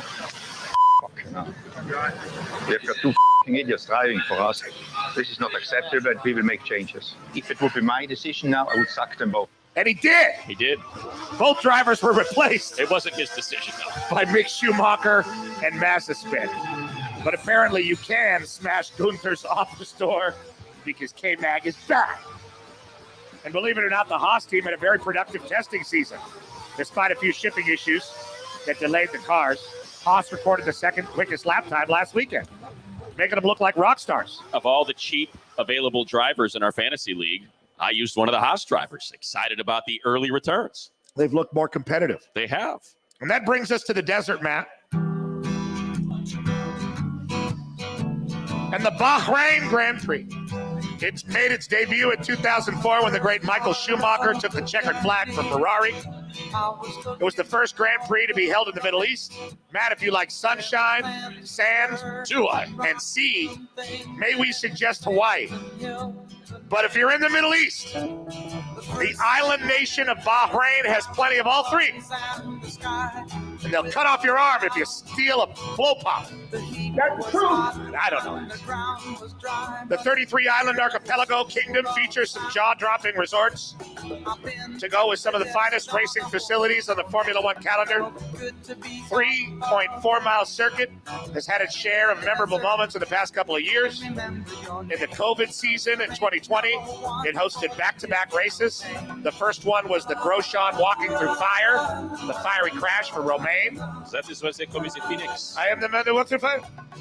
And the second, called the Sakir Grand Prix on the outer circuit in Bahrain, saw Sergio Perez go from last to first to become the first Mexican-born driver to win a Grand Prix since Pedro Rodriguez. Buenos dias. In 1970, Orale Checo. They've been great races. It's a good spot. Good spot. Good spot to get your arm cut off. Good spot.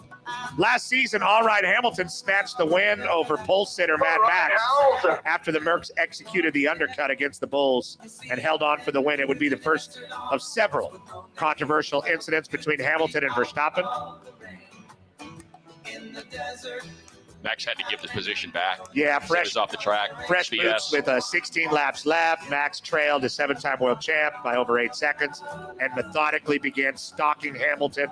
4 laps remaining, he overtook Hamilton going into turn 4, but exceeded track limits on the exit and was ordered to give the position back, like you said. And I like what they said today, that new the new director. Track that limits. There we go. Mad Max was not able to get close again, and All Right Hamilton hung on for the win. All right, Hamilton. We just watched it on Drive to Survive. One thing is for certain Sunday, Matt, there won't be any race calls to race steward Mike Massey from the team boxes. Massey was relieved of his duties as race steward before the debacle in the final Grand Prix in Abu Dhabi. No, Mikey, that was so not right. No, Michael. No. No, Michael, indeed. No. No. And they changed some rules. Yeah, the new race director said track limits are as follows. If you are outside the white line with your entire car and nothing is touching the white line, track limits, period. It does not adjust week to week. There's no gray area. Lewis would have lost it all anyway. Rule. So love to see that. Consistency. Lights out at the Sponger witching hour of 8 a.m. on Sunday with Crofty, Snarky Marty, and the portly Ted Kravitz. Look out for Ted to be rocking the shorts under the lights of the Bahrain sky. We have that, Ted. Oh, hold on, Ted. We have race radio. And that is your F1 report for Southern California. The entire F1 website was down earlier today, so if you couldn't register for our fantasy league, it is back and active again going into the weekend. And if you had Sebastian Vettel on your squad, don't forget, he gone. COVID. Hulkenberg. So Hulkenberg takes his place if you want to keep that or if you want to swap it out. But the link is Hulkenberg can drive. Oh, yeah. And he and Magnussen hate each other. I think Hulkenberg told him he said, suck balls or something like that. Suck my balls, mate. Suck my balls, mate. Exactly. So there was that. Good to have those two back. But again, it is pinned at the top of my Twitter page, at Matt Money Smith. If you want to join our fantasy league, it's back again.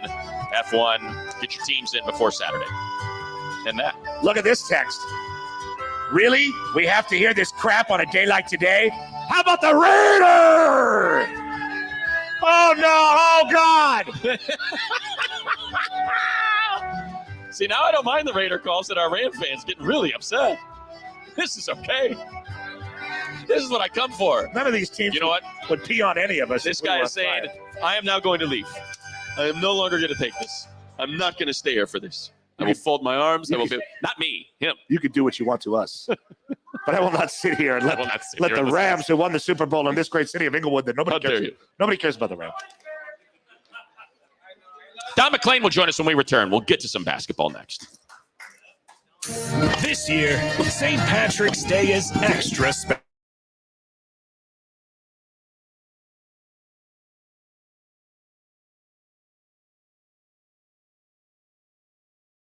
Stay tuned. We'll be right back here on AM 570 LA Sports.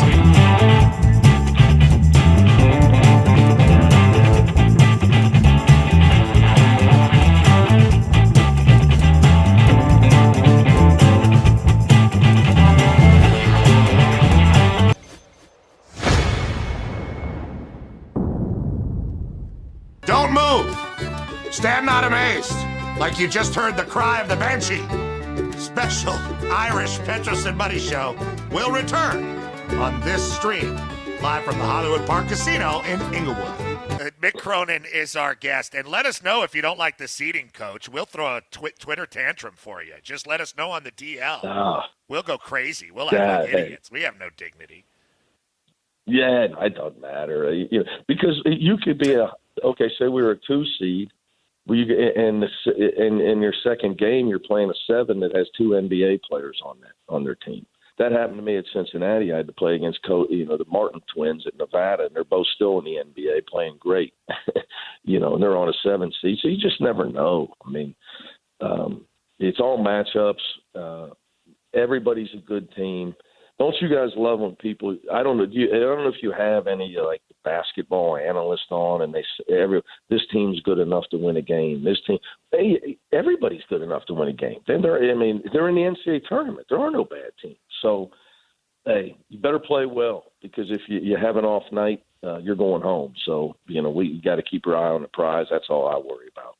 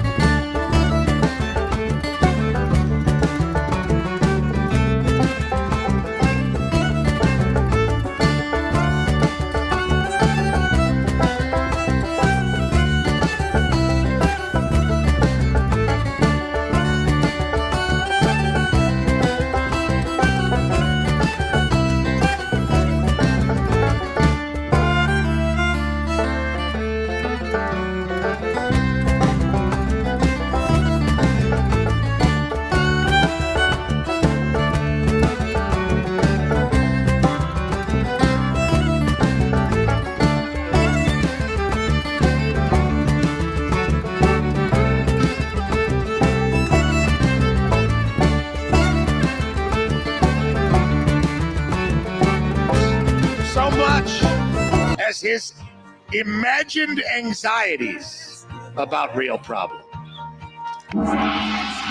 Going it out, Vic. Petros and Money, AM 570, LA Sports, live at the Hollywood Park Casino Inglewood for another hour and a half. We're watching NCAA tournament games. UCLA future opponent St. Mary's or Indiana has the Gales ahead by 4. Start of the second half right now. We will have Don McClain on in just a moment. A reminder, if you make it out between now and when we sign off, we're giving away that 57-second shopping spree to the Dodgers Clubhouse store. David Vassay joined us a little bit earlier. Exclusive sound from Clayton Kershaw, from Justin Turner, from Dave Roberts, following the news breaking around the acquisition of Freddie Freeman. So you can revisit that from the first hour, and we'll have our first Dodger game tomorrow at 1 p.m. Cactus League debut right here on your home of the Dodgers, AM 570 LA Sports. Devontae Adams is a Raider, is the other big news.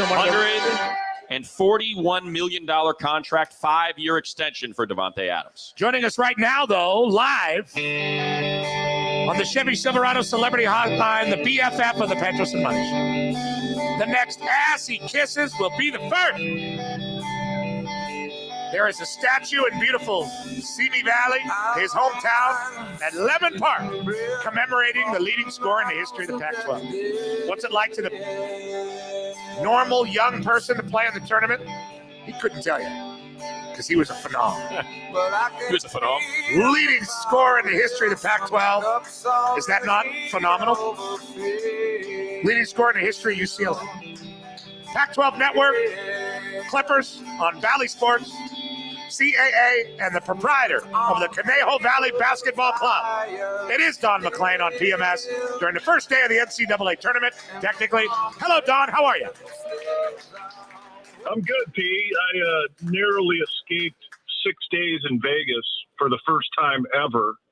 And so usually I pay attention a little more to the bracket. I know who's playing, but I refuse to do any prep homework on anybody that our Pac-12 teams are playing. So if you're going to ask me about Akron, I have no effing idea about Akron. Understandable.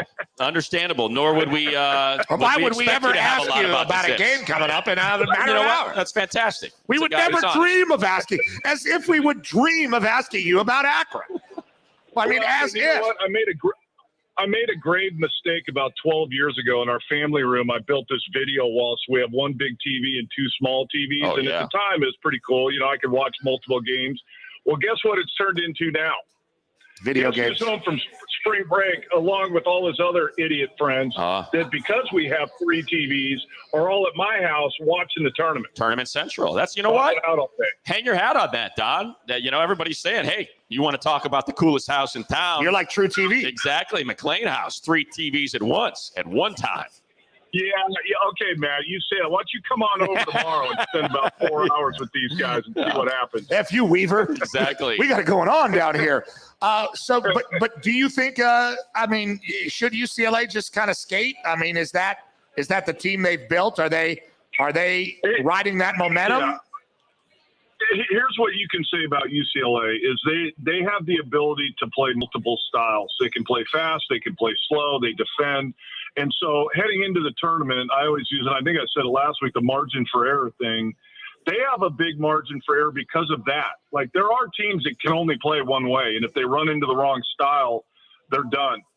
So UCLA and Mick Cronin has proven that he's a very good game adjuster, game to game, and that they can play different ways. So I think no matter what Akron does or St. Mary's, we know St. Mary's slows it down if they beat Indiana.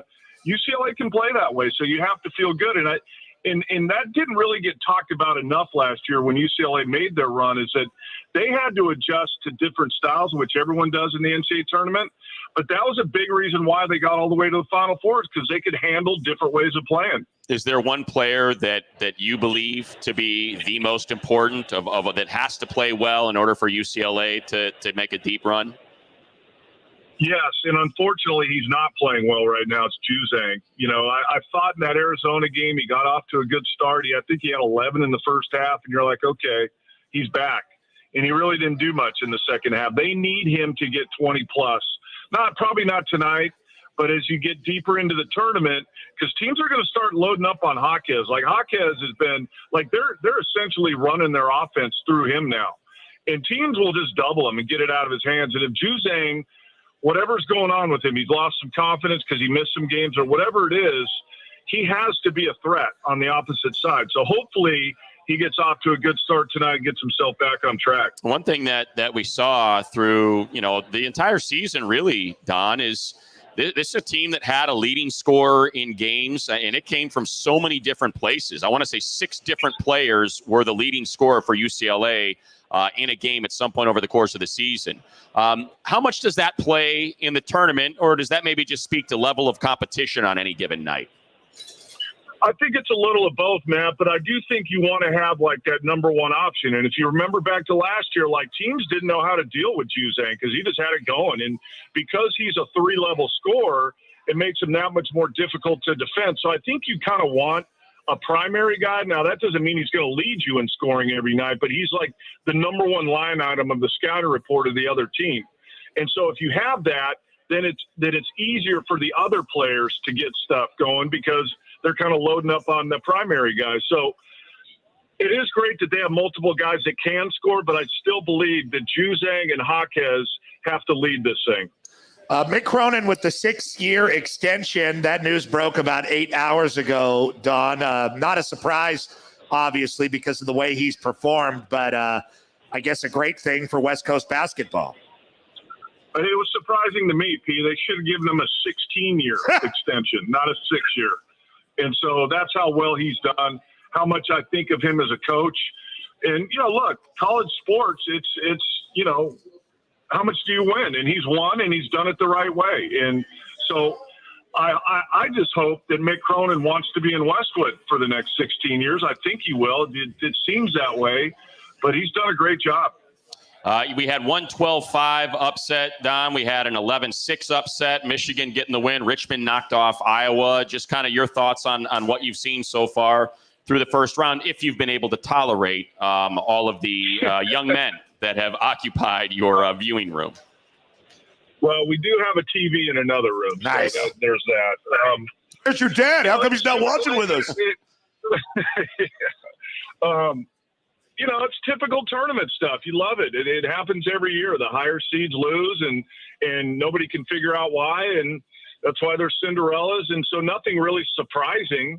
12-5s happen every year. That's been going on since the tournament started. So anxious to watch our Pac-12 teams and see how they do. I really believe that, and I said this on Saturday night after the Pac-12 tournament, we started the season. If anyone said, what about Arizona in the Final Four? You'd be like, well, I'd be surprised with that. Now, I'd be really surprised if they're not in the Final Four. And so that's what I'm kind of focused in on is Arizona, UCLA, USC, and the rest of the stuff is pretty much just how it goes.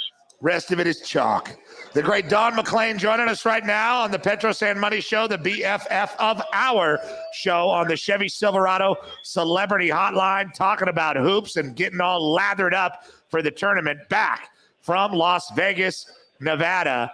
Is there anything else insurance that jumped out to you today about the tournament, Rex Chapman's outfit, anything else you want before we move on to the professional leagues, Don? I will say this about Rex, because I played with him for 3 years in Washington. He is a really funny dude, and he just doesn't do enough TV to kind of get real comfortable and be funny, but I wish he would, because he might be the funniest guy I ever played with in the NBA. Copy that. And just his personality isn't coming out on TV, so maybe as the tournament moves on, it will. Well, that's the only because you didn't play with Concac. Spectacular. Some say Concac is the funniest guy that ever played in the league. Is that right? I thought it was Dudley. No, it's Concac for sure. Come on, man. Concac. Speaking of Concac would have scored 50 against the Lakers last night. Oh! I mean, I don't know when this gets any weirder, but Patrick Beverly, who you covered a lot and know well and watched play basketball night in and night out for the Clippers. You know what brand of basketball he played. The T-Wolves hosted the Lakers last night. He's calling Russell Westbrook trash. He's holding his nose like a cartoon. I mean, my God, Don, this thing is just becoming a true charade. Well, I think that's been clear for a while now, Pete. And I was talking to somebody asked me about it today, like, what can the Lakers do? And usually you say, well, if they can just do this or that. I'm not sure what they can do. It is going to be fascinating when this season's over what they can do, because nobody's going to want Westbrook's 40 whatever million he's got coming next year. Anthony Davis gets hurt too much, so I'm not sure anybody's going to take on that big contract. So you got LeBron. And so you have to ask yourself the question, is LeBron the only way out? Like trading LeBron and just literally starting over and hope that Anthony Davis stays healthy, because those three take up so much of your cap and nobody really wants them other than LeBron, I would think. What do you do? Don, so that's going to, maybe I don't know enough about it, but just looking at it from the outside in, like, I feel like they're stuck. Are you just kind of going back to what he was talking about last night with Patrick Beverley and Karl Anthony Towns looking for the wind after Russell Westbrook's airball? Can you remember, like, did that ever happen? I know it's different now because back in the day, Westbrook would have punched one of them right in the side of the head and it would have been fine and they would have just called a common foul. Yep. That can't happen now. But can you remember anything like that level of humiliation being done without retaliation during your time playing NBA basketball? No, because you're exactly right, man. It's a whole different era now. Westbrook would have slapped him, punched him, done something, because you would have gotten a $10,000 fine or whatever and no suspension, and you would have moved on. But you can't do that anymore. And so I guess you just got to kind of live with it. And when you're a team with superstars on your roster and you're expected to contend, and here you are well below 500, it's easy to take shots at a team like that. And if, you don't want to get suspended, you don't want to lose a bunch of money, then there's really not much you can do. You can't say anything back, right? I mean, things aren't going well. We talk about UCLA a lot. Mick Cronin talks about their standard of performance. Obviously, the Lakers over the years, we talk to James Worthy every week, our other weekly basketball guest, along with Dawn, and he talks about the Lakers. And, it was interesting, Dawn, because he was pretty, not adamant, but pretty clear about how he's impressed with what LeBron is doing, but it doesn't turn him on. It's hard to watch a guy coming in down 20 and putting up a bunch of stats and they have to celebrate it in the post game. It's just not, I guess, the Laker way. How uncomfortable is that, if at all, or is that just another new NBA thing? You're down 30 and it's going to be about his stats.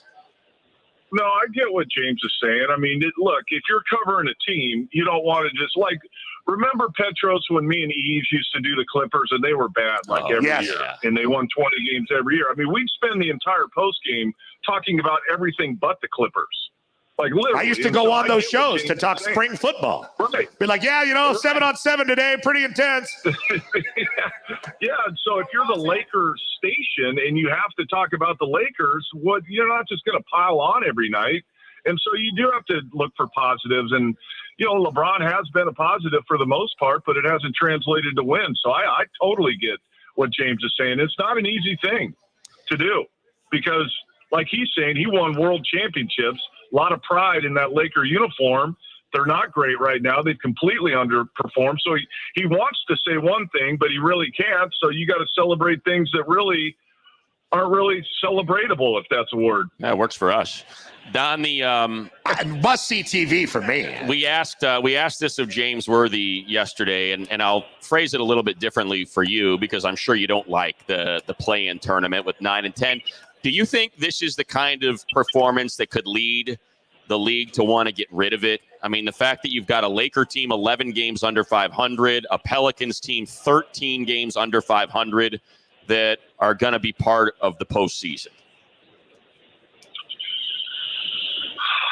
Yeah, I mean, I'm sure it'll come back up for discussion. I don't know if they'll get rid of it because, whenever somebody brings a new idea to the table and it doesn't really work, they don't want to admit that maybe it wasn't the greatest thing ever. So maybe it won't go away, but I'm sure it'll be talked about. And maybe this is just a year. Like maybe next year it will be more compelling, the play-in tournament and teams that have a chance. But it does certainly seem like to me that the cutoff is at 7. Like the Timberwolves are still fighting to get into the regular postseason and not be in the play-in tournament. But the Clippers, with only 10 games left, are too far out. I think they're 5 or 6 games back. So it's not compelling, the play-in tournament. And, you know, Phoenix has kind of ran away with the regular season. And so you're playing an 8-9 game, which looks like it's going to be Clippers-Lakers with the right to play the best team in the league in the Sun. So I'm not against the play-in tournament, but you're right, Matt. It's just not very compelling this year, the play-in side of it. You got Fullerton?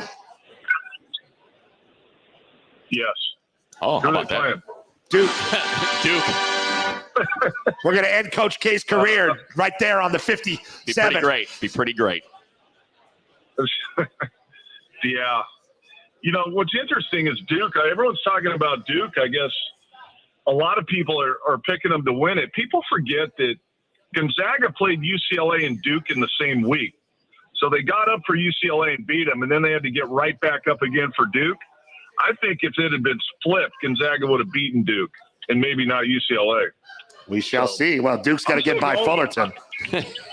I just have this feeling that this is a year for Gonzaga to finally break through. Everyone thought it was last year, and it didn't happen. They got so close. I think they break through this year. I really do. I don't know how you just went through the whole question about Fullerton without talking about Fullerton, Don, but you did it. We're talking Chet. Yeah, now we're talking about Holmgren, who doesn't even have to jump. We love you, Don. Yeah. Enjoy the boys at the house. All that farting and talking and Frito eating. It's the best.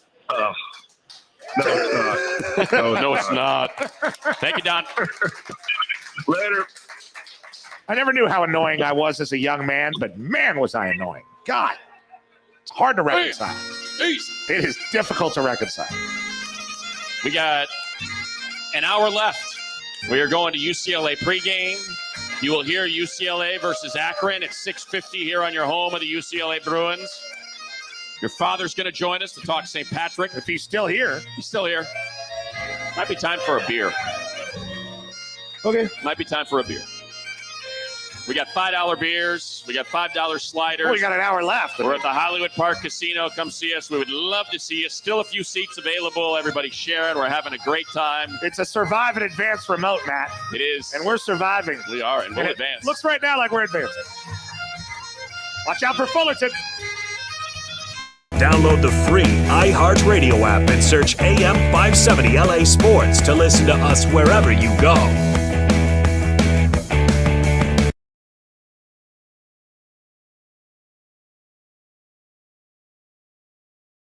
Don't move. Stand not amazed, like you just heard the cry of the Banshee. Special Irish Petros and Buddy Show will return on this stream, live from the Hollywood Park Casino in Inglewood. Hey, we're the guys from Dodgers Nation, and we listen to Dodger Baseball on AM 570 LA Sports. Download the free iHeartRadio app today to listen.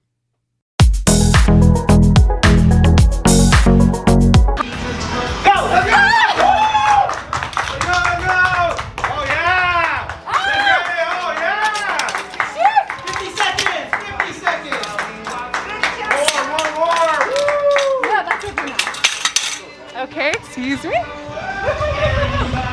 seconds! 40 seconds! Okay. Oh my gosh! 30 seconds! 30 seconds! Oh, you got this! Woo! Oh! Oh, sorry. 20 seconds! 20 seconds! Shit! I want some of those. 10, 9, 8, 7, 6, 5, 4, 3, 2, 1.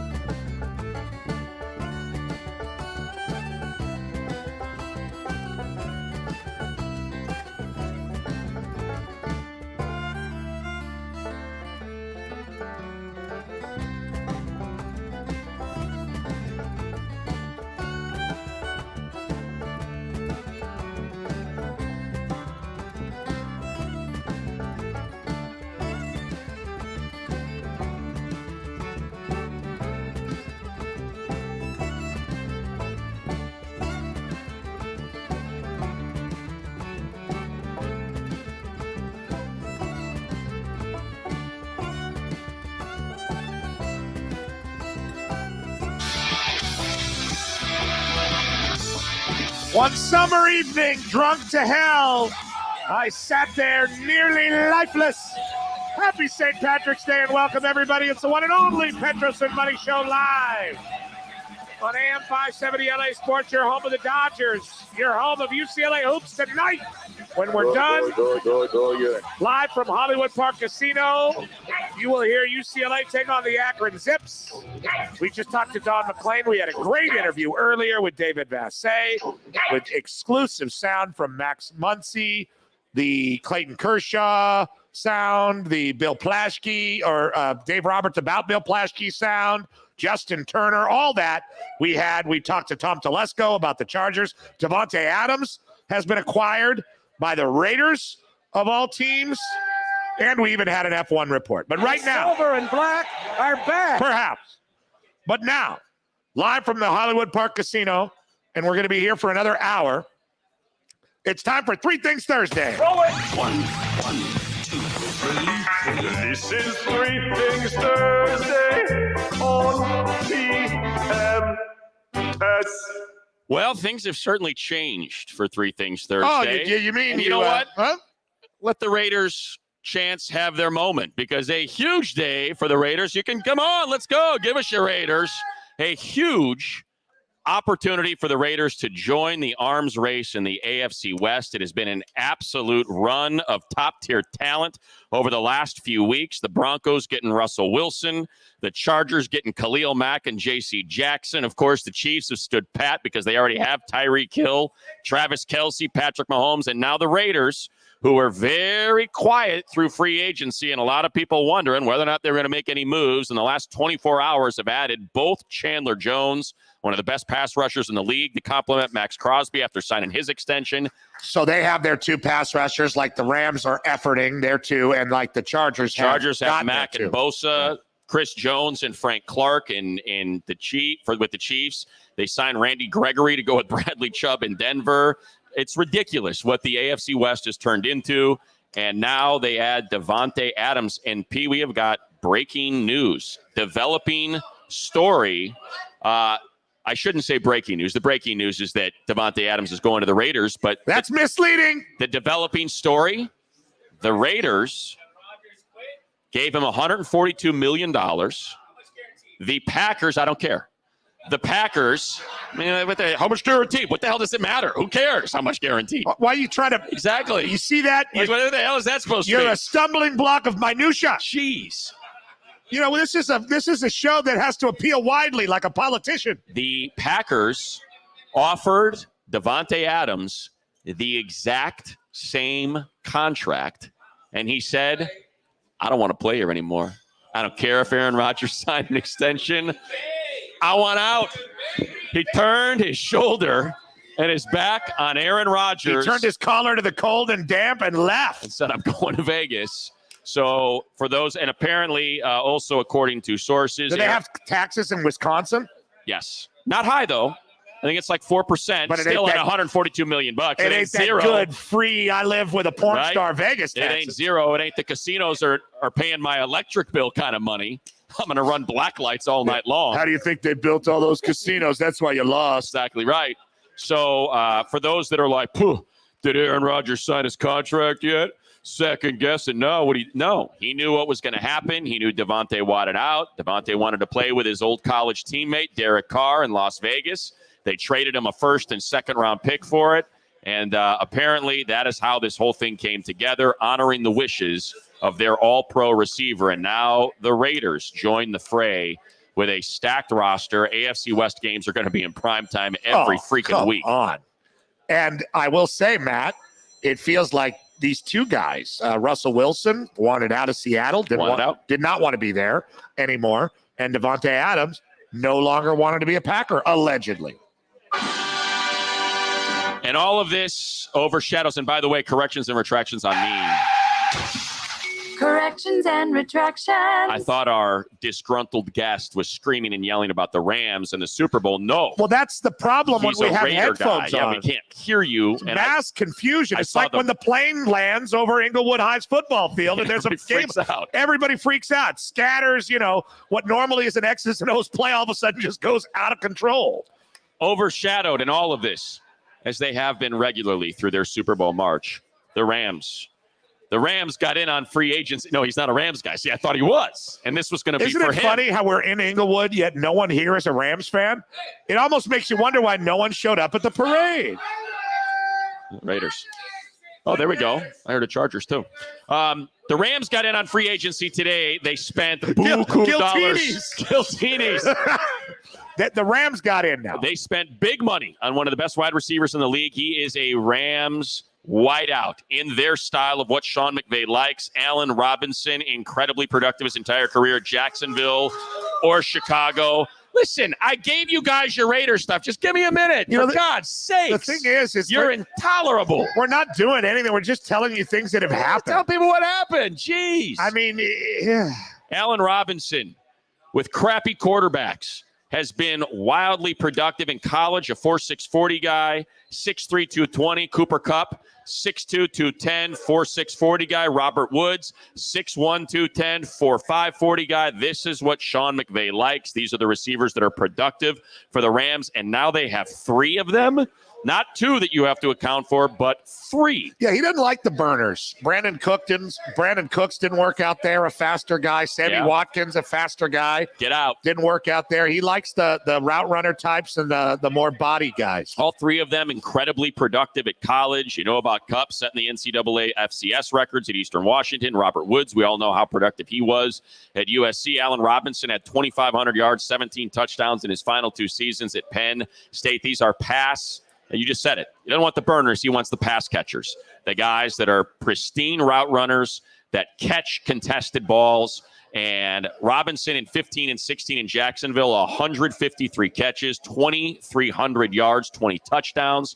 In 2019 and 20 in Chicago with Mitch Trubisky at quarterback, 200 catches, 2,400 yards, 13 touchdowns. And he will not be doing that with Mitch Trubisky or Blake Bortles at quarterback, but Matthew Stafford. He will not be doing that with Allen Hurns or Darnell Mooney as the second wide receiver to try to take some coverage away from him, but Cooper Kupp and Robert Woods. And we said once McVay got his O-line settled. Bobby Trees is what they call him over there. Is that what they call him? I see, because it's Robert Woods. It's Bobby Tree, like Dick Mountain instead of Ridge Hill. There we go. Once Sean McVay got his offensive line settled, he leaned on Les and said, just give me another weapon. And this one, I would guess, signals, and this is now the speculation, a departure of Odell Beckham Jr. And now that... Yeah, a lot of people were writing that down, like, this guy's coming in, but they're still going to keep Odell. And it's like... Some people speculating, as Allen Robinson is now a Ram, and Jarvis Landry was released from Cleveland. Perhaps Peaches and Herb reunited, and it feels so good. Beckham and Landry in Green Bay with Aaron Rodgers. Oh, God. I know the guy that wrote that song. Really? Reunited, and it feels so good. Dino Fakaris. He wrote it for Peaches and Herb? Yes. He also wrote I Will Survive for Gloria Gaynor. You thought I Will That'll Survive? Put the kids through college. You thought I Will Survive was written by a fat, angry black lady? No! It was written by a skinny Greek guy with a big gray afro. Swear to God. He'll survive. Well, he's dead. He must be dead. Is he alive? Yeah. Don't kill Dino Fakaris. What's wrong with you? At first I was afraid. I was petrified. I thought he was dead. Congratulations to the Raiders for acquiring Devontae Adams because he didn't like Aaron Rodgers. Congratulations to the Rams for acquiring Allen Robinson to go with Cooper Kupp. Here's to you, and Robert Woods. Allen Robinson. Stafford throws the ball so freaking straight. Hey, hey, hey. Kind of rhymes. And quickly, even though it's Three Things Thursday and we had to adjust because of the big breaking news. Well, come on, man. Credit where credit is due. I did love, and I hate to say it, I really hate to say it because I don't like anything he does after what he did to our man David Vassay, alerting the Dodgers that their reporter was on our show, calling out Artie Moreno. That's a squirrely move. And you're a squirrely guy, Bill Shaken. Is the squirreliest dude in the world. You're a squirrel, Bill Shaken. You're a freaking squirrel. Freaking squirrel. And you know what? Turns out Artie Moreno, not a great owner.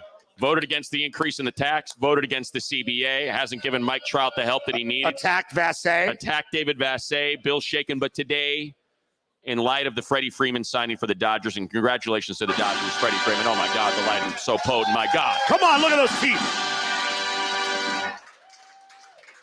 He wrote a column in the LA Times saying, hey, stop your bitching and moaning and pitching a fit about your team not being able to sign all of these productive hitters like the Dodgers are, and saying it's not fair. The CBA did not relieve any of the problems that plague Major League Baseball between the haves and the have-nots. Why can't they? They're all billionaires. Turns out the Rays were in on Freddie Freeman for $150 million. Yeah, and they don't spend money. No, they got the worst fan base in all of baseball. They got the lowest attendance in all of baseball. So if you're in Cincinnati, we just saw the Bengals spend $150 million last year on free agents in Cincinnati. They're fine. They made the Super Bowl. We saw the Penguins, and we see the Steelers spend a bunch of money on football and hockey in the city of Pittsburgh, and the Pirates got to cry poor. And now we got Tom Ricketts, the owner of the Cubs, watching his former World Series champs, Schwarber, Chris Bryant, Rizzo, and Javi Baez sign $500 million contracts for other teams, and he can't afford it somehow at a place that's sold out day in and day out for all 81 of there. Nah, F you.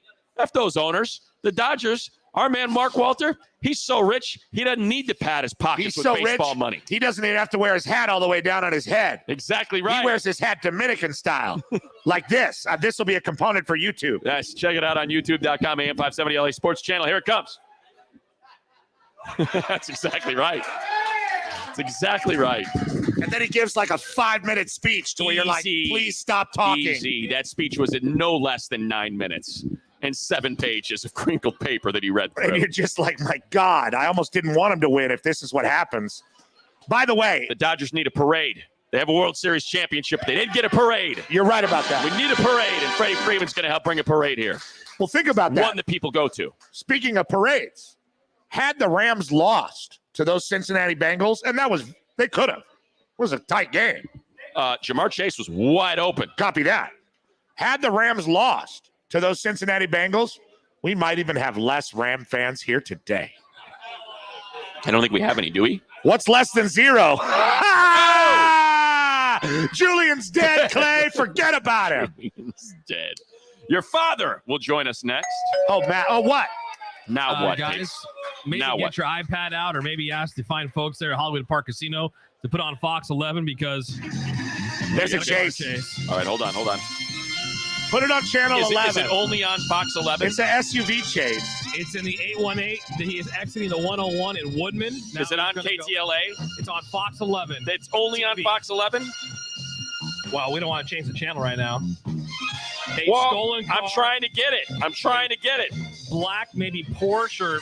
Well, I'd love to watch it on this TV, but Mr. Here we go. I got it, Pete. Mr. McKim's watching Kyrgios Nadal, so I can't. I got it. That's a Jaguar SUV. And it's now making a left. Here we go, Pete. Oh, do you think you got it at Galpin? We're on it. Could have. My guy, Bo Bachman, hooked up this criminal. Riverside Drive. Oh, Sherman Oaks. We got a Valley Chase, Pete. Here we go. That's what he said, 818. Can you put it on KNBC.com so maybe we can get this thing matched up, Katie? We can get Fox 11. Yeah, put it on channel 11, man. What's the matter with you? Well, because it'll be ahead of us by about 30 seconds. What do you have it on, Matt? NBC? I've got it on KNBC.com. Well, why are we trying to do this then, for God's sakes? Channel 9, what are you, some kind of expert? Miss Dingers, if you can get it on KNBC.com, perhaps we'll be matched with our delay. Oh, he's going through like a mall right now and just crushing people. Is that the Galleria? Where, I mean, he is in a full-on mall right now. Looks like a Star Destroyer. Sure enough, coming here out the other side. Yeah, that's the Galleria off the 101. Look at that. Oh, he's in a parking lot. He's in a parking lot. Oh, that's it. He went in the parking lot. He's going to ditch and run. He's going to ditch the car in the lot. So smart. That's what I would do. Sherman Oaks Galleria, ditch a car in the parking lot. So that it's not so steep. Right. None of the people here can see it, of course. They're watching Nadal versus Kyrgios because of Mr. McKim. Imagine if we got so lucky, P, that he went to the top of this parking lot and just launched himself onto the 405. That would be like above the law featuring Steven Seagal. That would be unreal. Area as quickly as possible to try to make sure that if he does exit, that you have someone essentially at every corner of the mall waiting for him to come out. But again, at last sight, he's in the mall inside of this parking structure. Good heads up, Kate. The 101 freeway in Van. Yeah, sorry about that. He's at the bar right now getting the slice heated up. In there, he had the police behind him waiting, so that's why he didn't stay. He's got the calzone. He's really treating himself. The Armani Exchange has got a hat that he's got an eye on. These cars because they kind of Oh, look the like helicopter's so excited. They're like, please come out. Nope, not coming. I don't believe that these vehicles are They're not. that particular vehicle, but he could very well try to do the same They're thing not. he That's did a before, Suburban come in and come out the other side, and a or he Navigator. could just try to park it in there and then just kind of try to blend in with the crowd. You think? So at this point, as far as we know, he's still under there. And for him, it really is a race against time. You know, the Colleen! Yeah, Colleen. Oh, Colleen in the house. How about that? Oh, that's big time. You don't get Colleen on a chase every day. Presume that he's looking. And all we for did was get this guy covered ducking into a garage lot. Here, that's exactly For what he plans shame. to do: is bail Right. out of the car. All right, we'll be back. We'll My monitor. dad wants to talk about St. Patrick cheating the snakes. There into were the no sea. snakes. So look forward to Matt yelling about that and my dad trying to say that there were. Your dad's not going to say they're snakes. No, Christianity and what it represents. The devil put himself in a snake in the Garden of Eden and tempted Adam and Eve with that apple. Many believe a modern-day plum. Hey, listen. Both bitter and sweet at the same time. You just stick to pickled, pieced-up children getting put back together and reincarnated, okay? That was one of the miracles performed by St. Nicholas of Myra. True story. Modern-day Santa Claus. He resurrected 3 children who were pickled by an evil butcher who were going to be sold as ham. And once he did the sign of the cross over the pickled barrels and said, "Rise from your grave," like altered beast, Exactly. the 3 kids came to life. They came back as centaurs. It was something. He's just a swole guy, an altered beast, all right? Yes, Matt, the kids did have some abilities they didn't have before. Exactly right. Some say super abilities. Some say they became the first 3 It superheroes. was the pickling process that did it. No, it was a miracle of Christ Almighty. I'm wrong again. We'll be back, and we'll talk about the snakes and how there's a reason they're not in Ireland anymore. A hesitation. A 3. Listening to the show on the March iHeart Madness Radio is app. There is We want now some this upsets. sweet We want new people who are gonna feature. roll You hit that brackets. button, The you can UCLA interact Bruins with us begin their- live in the moment during the stream. We love that you podcast and have made the iHeart Radio app the #1 podcast platform in all the land. And we appreciate you procuring our podcast there. But moving forward, hit that button.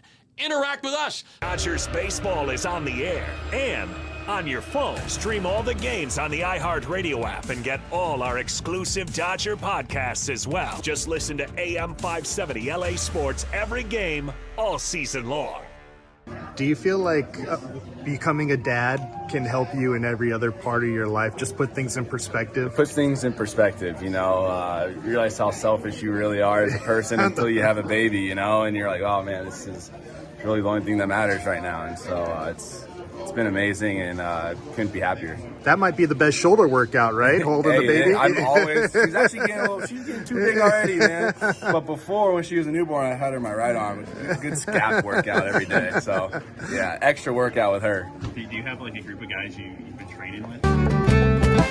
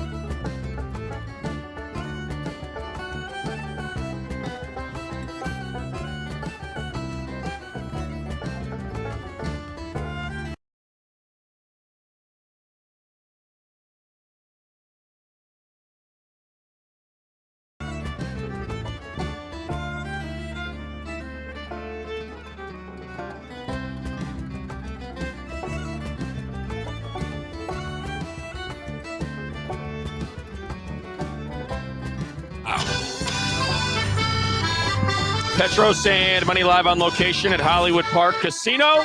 Great place for us to celebrate St. Patrick's Day and the first round of the NCAA tournament. After UCLA advances with a victory over Akron, it looks as though they will play St. Mary's. Those old-ass Aussies are dominating The Indiana Gales. University right now. The Gales. What town is St. Mary's in? God, they recruited me. It's an hour out of Berkeley. I know. It's in Northern California. Moraga. There it is. Yeah, there you go. got it, Kate. It is the quietest campus I have ever stepped foot Andy on. Marifus was a famous football player for St. Mary's. Our uncle who played in the NFL. That's right. Is that right? We played for the New York Giants. First guy to roll up his sleeves and smoke cigars, etc. Ever. First man ever to smoke. Everybody used to have their sleeves On rolled the football down. field. No, he How was, about that? and wear a mustache. Am I right? That's right. Yeah. This is my father, John Papadakis. Finally. Touchdown. He was here before all of you. When I thought no one was going to come, but thank God some people showed up. Wine and roses. You're about a second behind on Yeah, the it's delay. kind of weird the way that works. Sounds great to us. My dad has got all kinds of music as a crooner on YouTube and Apple Music and Spotify. And he joins us now to tell us, as he does every year during the holidays, about the saints, whether it's St. Nicholas, St. Valentine, or today, our Irish friend, St. Patrick. Hello, Dad. Hi. The floor is yours. Go for it. Do you like our shirts that we had made with Mick Cronin? Well, I we know have you to- love. I know you love Mick Cronin. We have to be great that the cancel culture, Oh, stop. No, people stop. have not No, canceled. St. Patrick's Have Day. not canceled St. Patrick's Okay, Day. that we can God take it. bless There St. we go. Patrick's Day. There we go. We can do that. They might. It should be a day of celebration because the saints, they live for all of us. They live for life. And they suffer for it too, a great deal. And Like they St. know, Francis. Yeah, they know. Terrible swollen eyes. When I was growing up, Butthole eyes. saints were revered, and they were prayed to, and they were depended on to help with problems, etc. And the greater your world of faith, the greater is your life. And that's Tell Matt. the saints. No wonder it's so empty for me. The saints give you a hell of a lot of support if you just Surf ask all for you them. want. You're not going to fill the hole. All right, Dad. Tell everybody. I mean, look at the nice people you have. It's here. wonderful to see They're the beautiful. We love them You got all. Thank you. Jimmy Miss and Dingers. Norma, look at them. Look at that attractive Beautiful. couple. Beautiful couple. And Jimmy Jerry, Norma. who I surfed with at PV Cove a couple times. Yeah. Tell us about St. Patrick, Dad. Well, St. Patrick was a boy who was born at the end of the 4th century in Britain. And when he was, his grandfather was a priest, but he wasn't very devout himself as a young boy. I can relate to that. But when he was 16 years old, he was stolen by some pirates and taken to Ireland to live as a slave. Happens to the best of us. Yeah. It's a different time. Why didn't anybody steal you, Petro? I read Kidnapped by Robert Louis Stevenson. They'd have brought me back. Anyway, he was sold and he made a slave. And when he was enslaved in Ireland, and they were pagans, they didn't have Christ. No, They were didn't have dogs. they didn't have the church. Maypoles and druids and sacrifice. Yeah, and so when he was stolen, he relied on his faith because he was given that faith, but he wasn't practicing it. And he started practicing it and praying. And after a few years, he had a vision. And the vision was that he was going to find a boat and escape. So he left his, he was able to escape, and One he of those got to cigarette the boats. coast. Oh, yeah. Convinced Like the somebody. one Beckham rolled in London Olympics. Sorry, Pop. Go ahead. We're just filling talking in the about the details. life of I know, a saint. I know, Dad, but it's a We're sports just talk filling in radio the show. gaps. That's all we're doing. If any of you have been to St. Patrick's Cathedral in New York City, raise your hand. I've been Beautiful. there. I've been to Mass at St. It's Patrick's. one of the most beautiful places Glorious. on earth. You've got It's to got go a there. great gift shop right now. Got me a rosary. Yeah, it's beautiful. Awesome. Anyway, Saint Patrick made it amazingly. He made it all the way back. You think these people in Ukraine are having a hard time? They are. Saint Patrick They didn't are. have. He was on the run. They had car. They had and cars. starving, and he had to make it 200 Fourth century, miles. Matt. Fourth century. Just saying, Anyway. they're still And having there are a no hard time. antibiotics. No reason to He made diminish it the hard back time they're home, having. and he dedicated his life to God for helping him escape and gain his freedom. And he studied Christianity in France, and he was tonsured. good That place. means he became like a monk, and a bishop, so to speak. And he returned to Ireland. They were pagan. And in the place of his suffering as a child, he converted 100,000 people to Christianity and built 300 churches. That's 300. What about the snakes? There are no What about snakes. the cheating of the snakes? There are no Well, snakes. You know how Christ for 40 days went on the mountain and he was tempted by the devil, etc. By Satan. Do you remember, Petro? You studied all that at Christ Lutheran School under Mr. McKim. Yeah, I did. Anyway. And Satan said you could have all of this barren land that you see. You can have all of Inglewood. All you have to do is just, I'd have taken Inglewood. sign with the Rams. That's what Satan, sign with the Rams and catch a ball for Stafford. And all of this could be yours. And Jesus said, no. I'm a USFL guy. Or like Lincoln Riley, you can have all of Palos Verdes. The Rossler estate. So you're anti-snake theory? Wait a minute. He was out there and he was fasting. In Ireland? No, in the wilderness in Ireland. Yeah. And he was fasting for 40 days. And the snakes came to torture him. And he used his staff That's like not Moses true. did. His staff was blessed.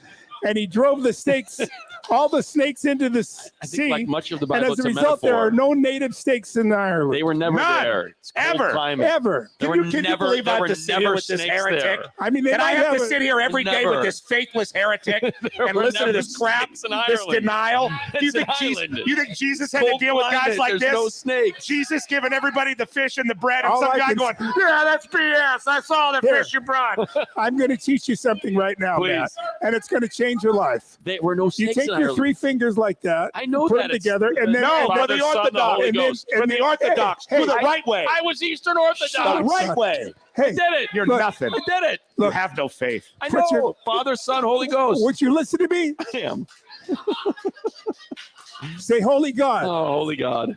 Holy Mighty, Holy Mighty. Holy Immortal, Holy Immortal. Oh, have mercy immortal. on us. Have mercy on us. You want to pray for the world for St. Patrick? Do it with me, gentlemen Let's and do ladies. it. All right. Let's do Holy it. God, Holy Mighty, Holy Immortal, Right side.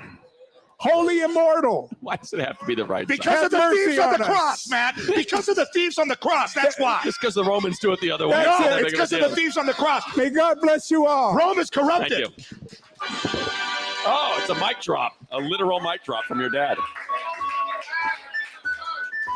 He used the clover, the 3-leaf clover, Father, Son, Holy Ghost. Holy Trinity. And then he got into a fist fight because he was drunk. He beat the hell out of a guy. I'll tell you what. Freaking Irishmen are tough. Next time Matt's in the wilderness and the snakes come to attack him, will his staff be blessed? No. He's going to stick his boots on the ground and have nothing. Thank you, Mr. Papadakis. Beautiful. A prayer on the Petros and Money Show. We have but one segment left in this commercial break. We're going to give away a 57-second shopping spree to the Dodgers Clubhouse store for all of you that hung out with us all day. We love you all. Thank you for coming here. And then we will hand it over to Josh Lewin, Tracy Murray, Bruins pregame. Tickled children all day. All night. AM 570K.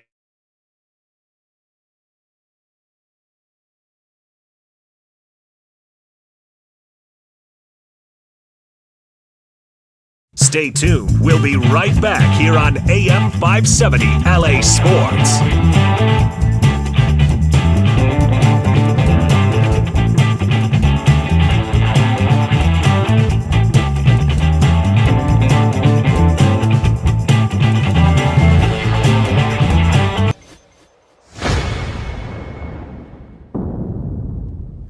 Don't move. Stand not amazed, like you just heard the cry of the banshee. Special Irish Petros and Money Show will return on this stream, live from the Hollywood Park Casino in Inglewood.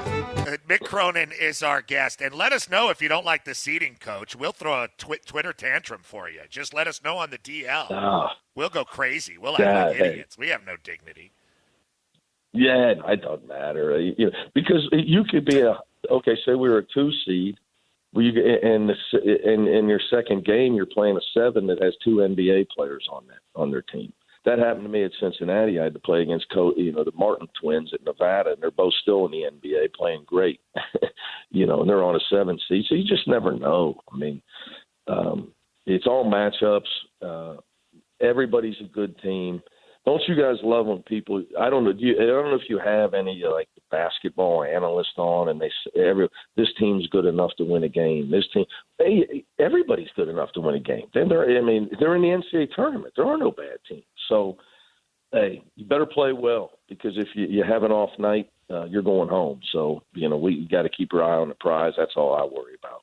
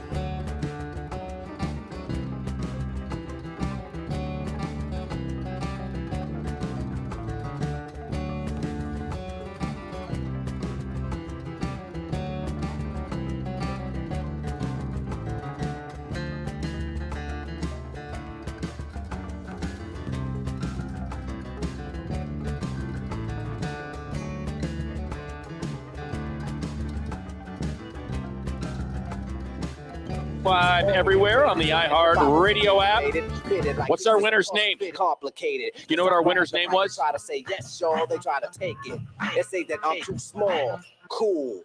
We got a winner for our 57-second Dodgers Clubhouse shopping spree. We had a winner. Congratulations, Jeremy Lopez. Jeremy Lopez.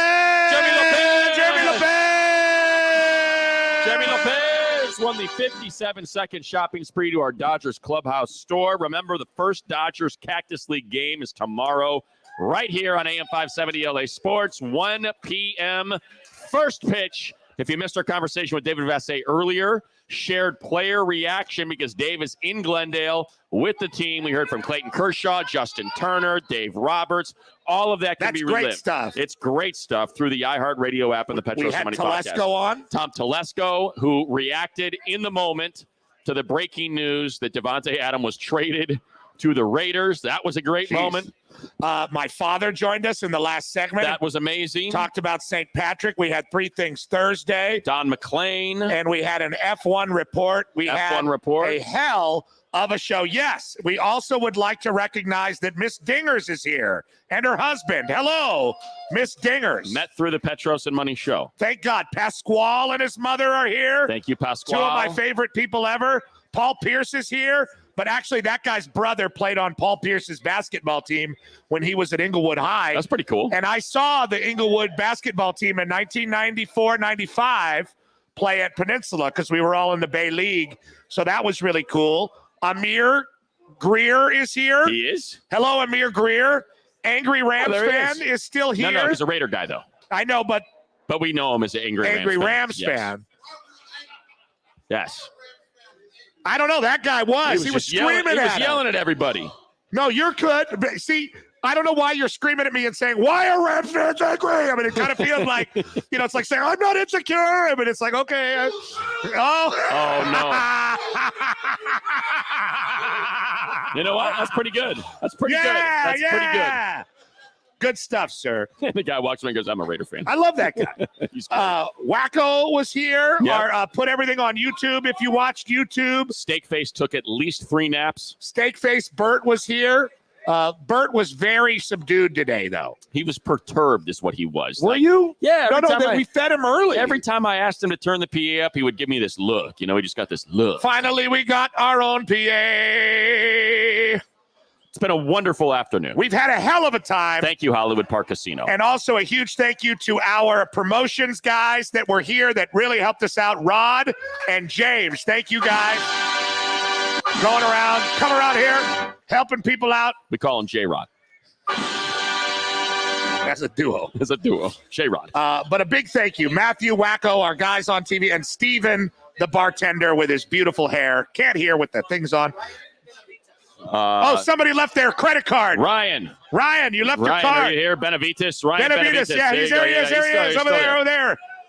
No, there he is. Yeah. Okay. Back and to the right. Back and to the right. Back and to the right. It's time for the Final Hour Fun Fact. In effect, it's the hour 3. Fun Facts. Final Hour Fun Fact, P. Did you know corned beef, which I had earlier today from Dave's Cosmic Subs, corned beef. Oh, yeah? How did they make a good sub? They did. It was really good. It was like a coleslaw mix on top of it.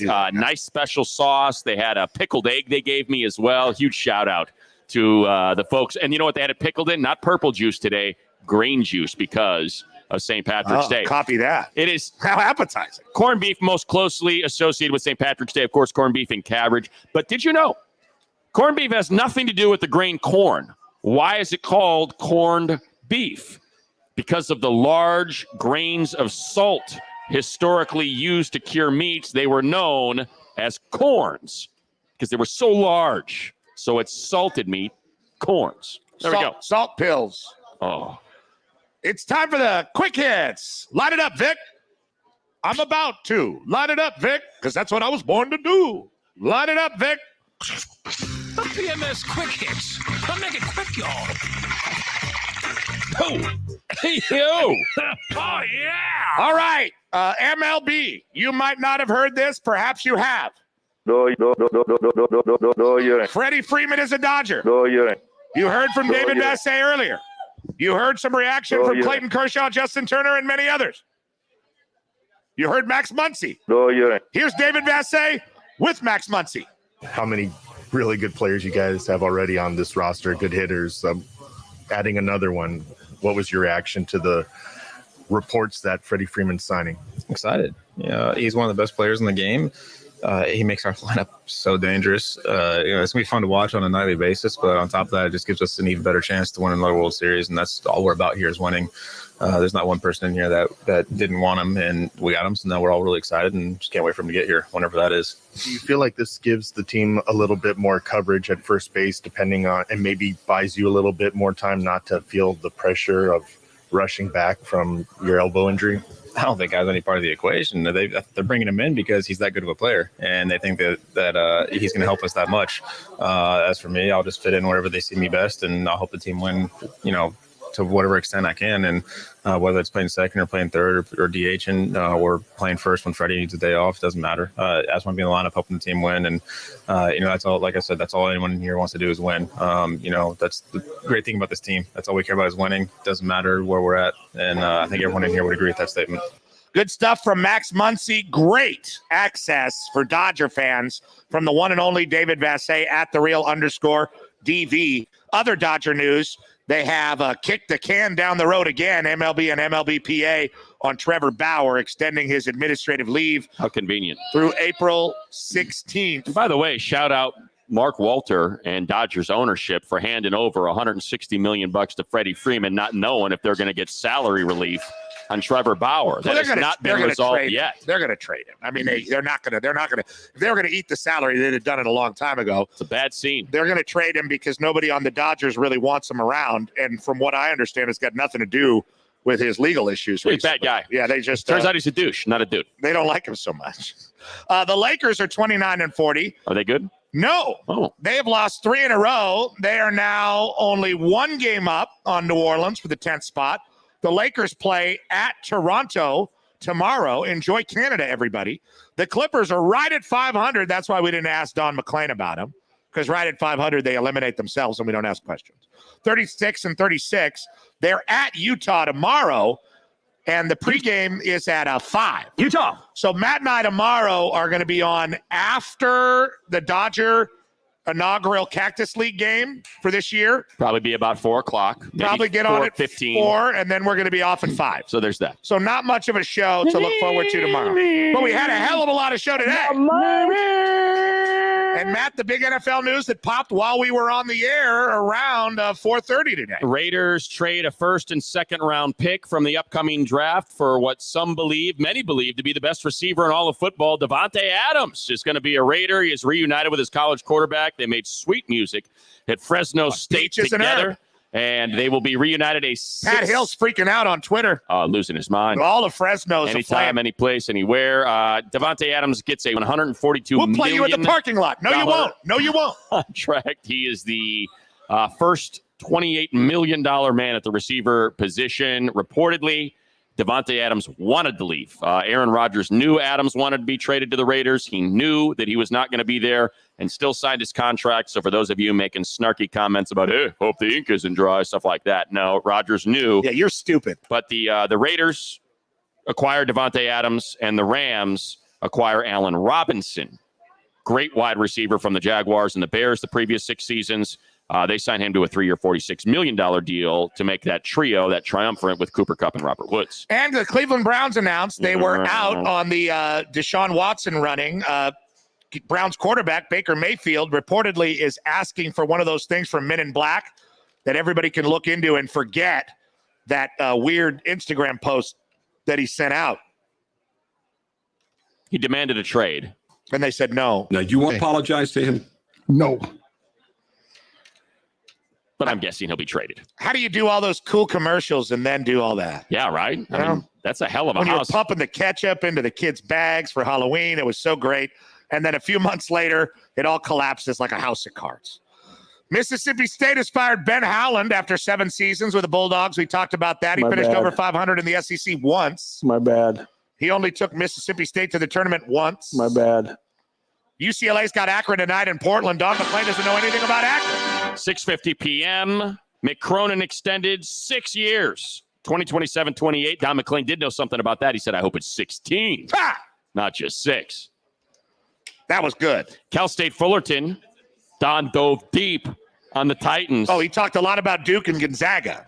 15 seed in the West. They'll take on Duke tomorrow, as will USC. They are in action tomorrow as the 7 seed against Miami tomorrow South Carolina. afternoon. Come on and raise up. All right. The Kings are 33-21-8. Second place in the Pacific Division. They host the San Jose Sharks tonight. Listen on the iHeartRadio app. And that brings us to your dead guy birthday of the day. This one I did for Ronnie because Ronnie, thank you. He loves New Orleans more than anybody, more than even the New Orleanians. He just loves it. And even so, if you look at Ronnie's Twitter, at Ronnie Fascio, where he posts the playlist every night, there is the Spotted Cat, which is a jazz club in an area called Frenchman in New Orleans. Not the French Quarter, Frenchman. And if you're in the Quarter, don't walk to Frenchman because you will be ventilated on your way. Every damn night? The weekends. I did walk once. And no one bothered me. And when I arrived back in the Quarter, they said, did you walk? I said, yeah. Damn right I did. They said, what? And you live to tell? Hell yeah, I do. A man can tell 1,000. I watched Treme. I know my way. Learn my lesson well. 138 years old today, Alcide Nunez, a.k.a. Yellow Nunez. Yellow? Yellow. not DJ Yella from NWA, who should have been at the SoFi. F you 50 Cent. Get Yella in there. What the hell's going on? DOC, talk about rhyming. What? Hard time speaking. What? A lot of whisper, and he's, from Houston. From St. Bernard Parish, Creole family, moved to New Orleans as kids.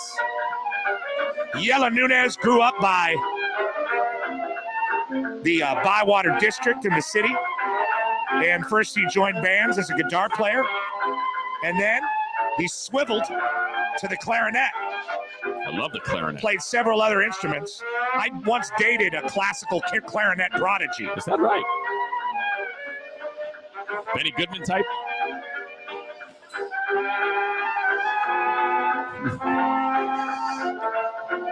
She also sang at the local Catholic church.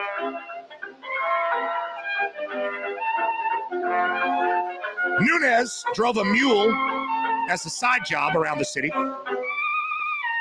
He played in the original Dixieland Jazz Band, though, in Chicago, Matt. And he was on those original recordings, the original jazz recordings in the world. After a while, he went to work at New York City, played in Burt Kelly's band. New York City? Yeah, really chaps my eye.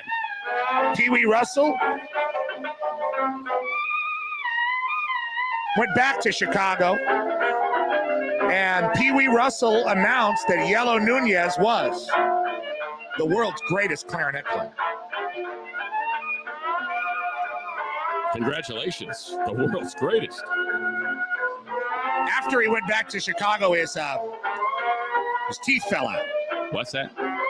His teeth fell out. Well, that'll be a problem. But like Freddie Freeman, he got new teeth, and he made a comeback. Cannot play the clarinet without teeth. You can play a certain kind of flute without it, though. You know what kind of flute I'm talking about, Matt? Let's get flute.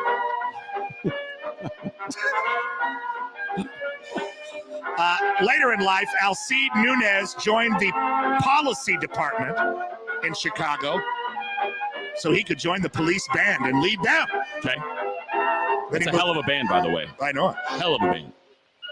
Then he moved back to New Orleans, died at 50 in 1934. It's a different time. Well, you're a live guy, not hard. Tasty licks, colorful chords. You're born on freaking St. Patty's Day. You're born in Glendale, California, and you take a chance. Not in L.A. where you live. Armenian? But not Armenian. You drag your ass all the way across the Atlantic for what you hope will be a successful career as a rock guitarist. Like St. Patrick. Hit it, Cates. And you end up joining Thin Lizzy in 1974. Active member of the kick-ass Irish rock outfit ever since. Happy 71st to William Scott Gorham. Riff Lord 2013 per Metal Hammer magazine. Born in Glendale, played bass for the Jesters. At 18, I was in that band. Picked up the guitar. That Dire Need is my band. I played the bass. He joined the band Red Eye in 1969 with Bob Seibenberg from Beverly, who would go on to form Supertramp after moving to the UK. Supertramp and Thin Lizzy have some parallels. And he sent for Gorham. He said, hey, it's going pretty well out here. Got to give it a go. So, went to the auditions being held by Phil Lynott for his group Thin Lizzy. He was hired on the spot. It was Gorham who helped shift Lizzy's sound and busted this one out. Their first to have ever charted. Small station in Louisville, Kentucky that got it going. They played the hell out of it. Plasty was the DJ. That's exactly right. Here's a new tune. Boys are back in town. That's where it broke out. If the boys want to fight, you better let them. Gorham said the band was finished. Had this not become a hit, listen to that. Listen, you hear that? That's that twin lead guitar. Very unique sound. Both playing the same notes. Like the two Swedes in Death Clock. Yeah. Good stuff there, Gorham. Number one in Ireland. I mean, she was stealing. Top 10 here in the States and Canada. Next thing you know, they're out supporting Aerosmith, REO, Rush. Success, not that great for Gorham. Addicted to smack. Hey, but better than for him than the lead singer. You know what? Said it really helped him creatively. Talking about an alive guy, not a dead guy. That's right. He was able to kick it mid-80s. Sadly, lead singer died. Of what? 86. I didn't want to look it up. St. Patrick's Day. Let's keep it light. I know what happened. Let's keep it light. Same thing that killed the guy in the TLC song, Don't Go Chasing Waterfalls. Bad scene. Thin Lizzy reformed in 1996. Played the festival circuit, but he did not want to do any new material under the Thin Lizzy name without Line It, so he started Black Star Riders. Sound just like him. Very good. Black Star Riders, if you're into Thin Lizzy. Uses Gibson guitars and Marshall amps. Still lives in London. Married, no kids. This song's playing right now at Don McLean's house with all those Westlake white kids. They're Right. like, the boys want to fight, you better let them. Boys are back in town. Thin Lizzy's got a great library, too. Not just everybody knows this song, but there's a lot of great Thin songs. Lizzy. Love the guitars. Very strong. If they want to fight, better let them. If he wants to fight, You he's have better to. to look at me. You have to fight. And that's us. That's it. Good night, everybody. Have a great St. Patrick's Day. Please drive safely. A huge thank you to Ronnie Fascio, our engineer back in LA, and in Burbank, California, of course, Tim Cates, our executive producer. Hey, Casey, do you have FCP tonight after the Bruins game? If they win, yes. What do you mean if they win? If they lose, you're probably going to want to do it, too. Yeah, absolutely. Even more so. if Jim they lose. Herrick losing to Princeton, FCP. Jeez. So be sure to check out Instagram, the AM 570 LA Sports feed for an Instagram Live with Tim Casey immediately following the Bruins' victory over Akron. And thanks for watching on YouTube. You can relive it on YouTube later if you want. That is what we are tossing to right now. Josh Lewin and the crew getting you ready for tip-off at 6:50. Happy St. Patrick's Day, everybody. Thank you so much for coming out. Thank you to the Hollywood Park Casino for hosting us. We certainly appreciate you, to Bert Steakface Weiner, and to everybody involved with the broadcast. We'll be back tomorrow for like 30 minutes between 4 o'clock and 5 o'clock.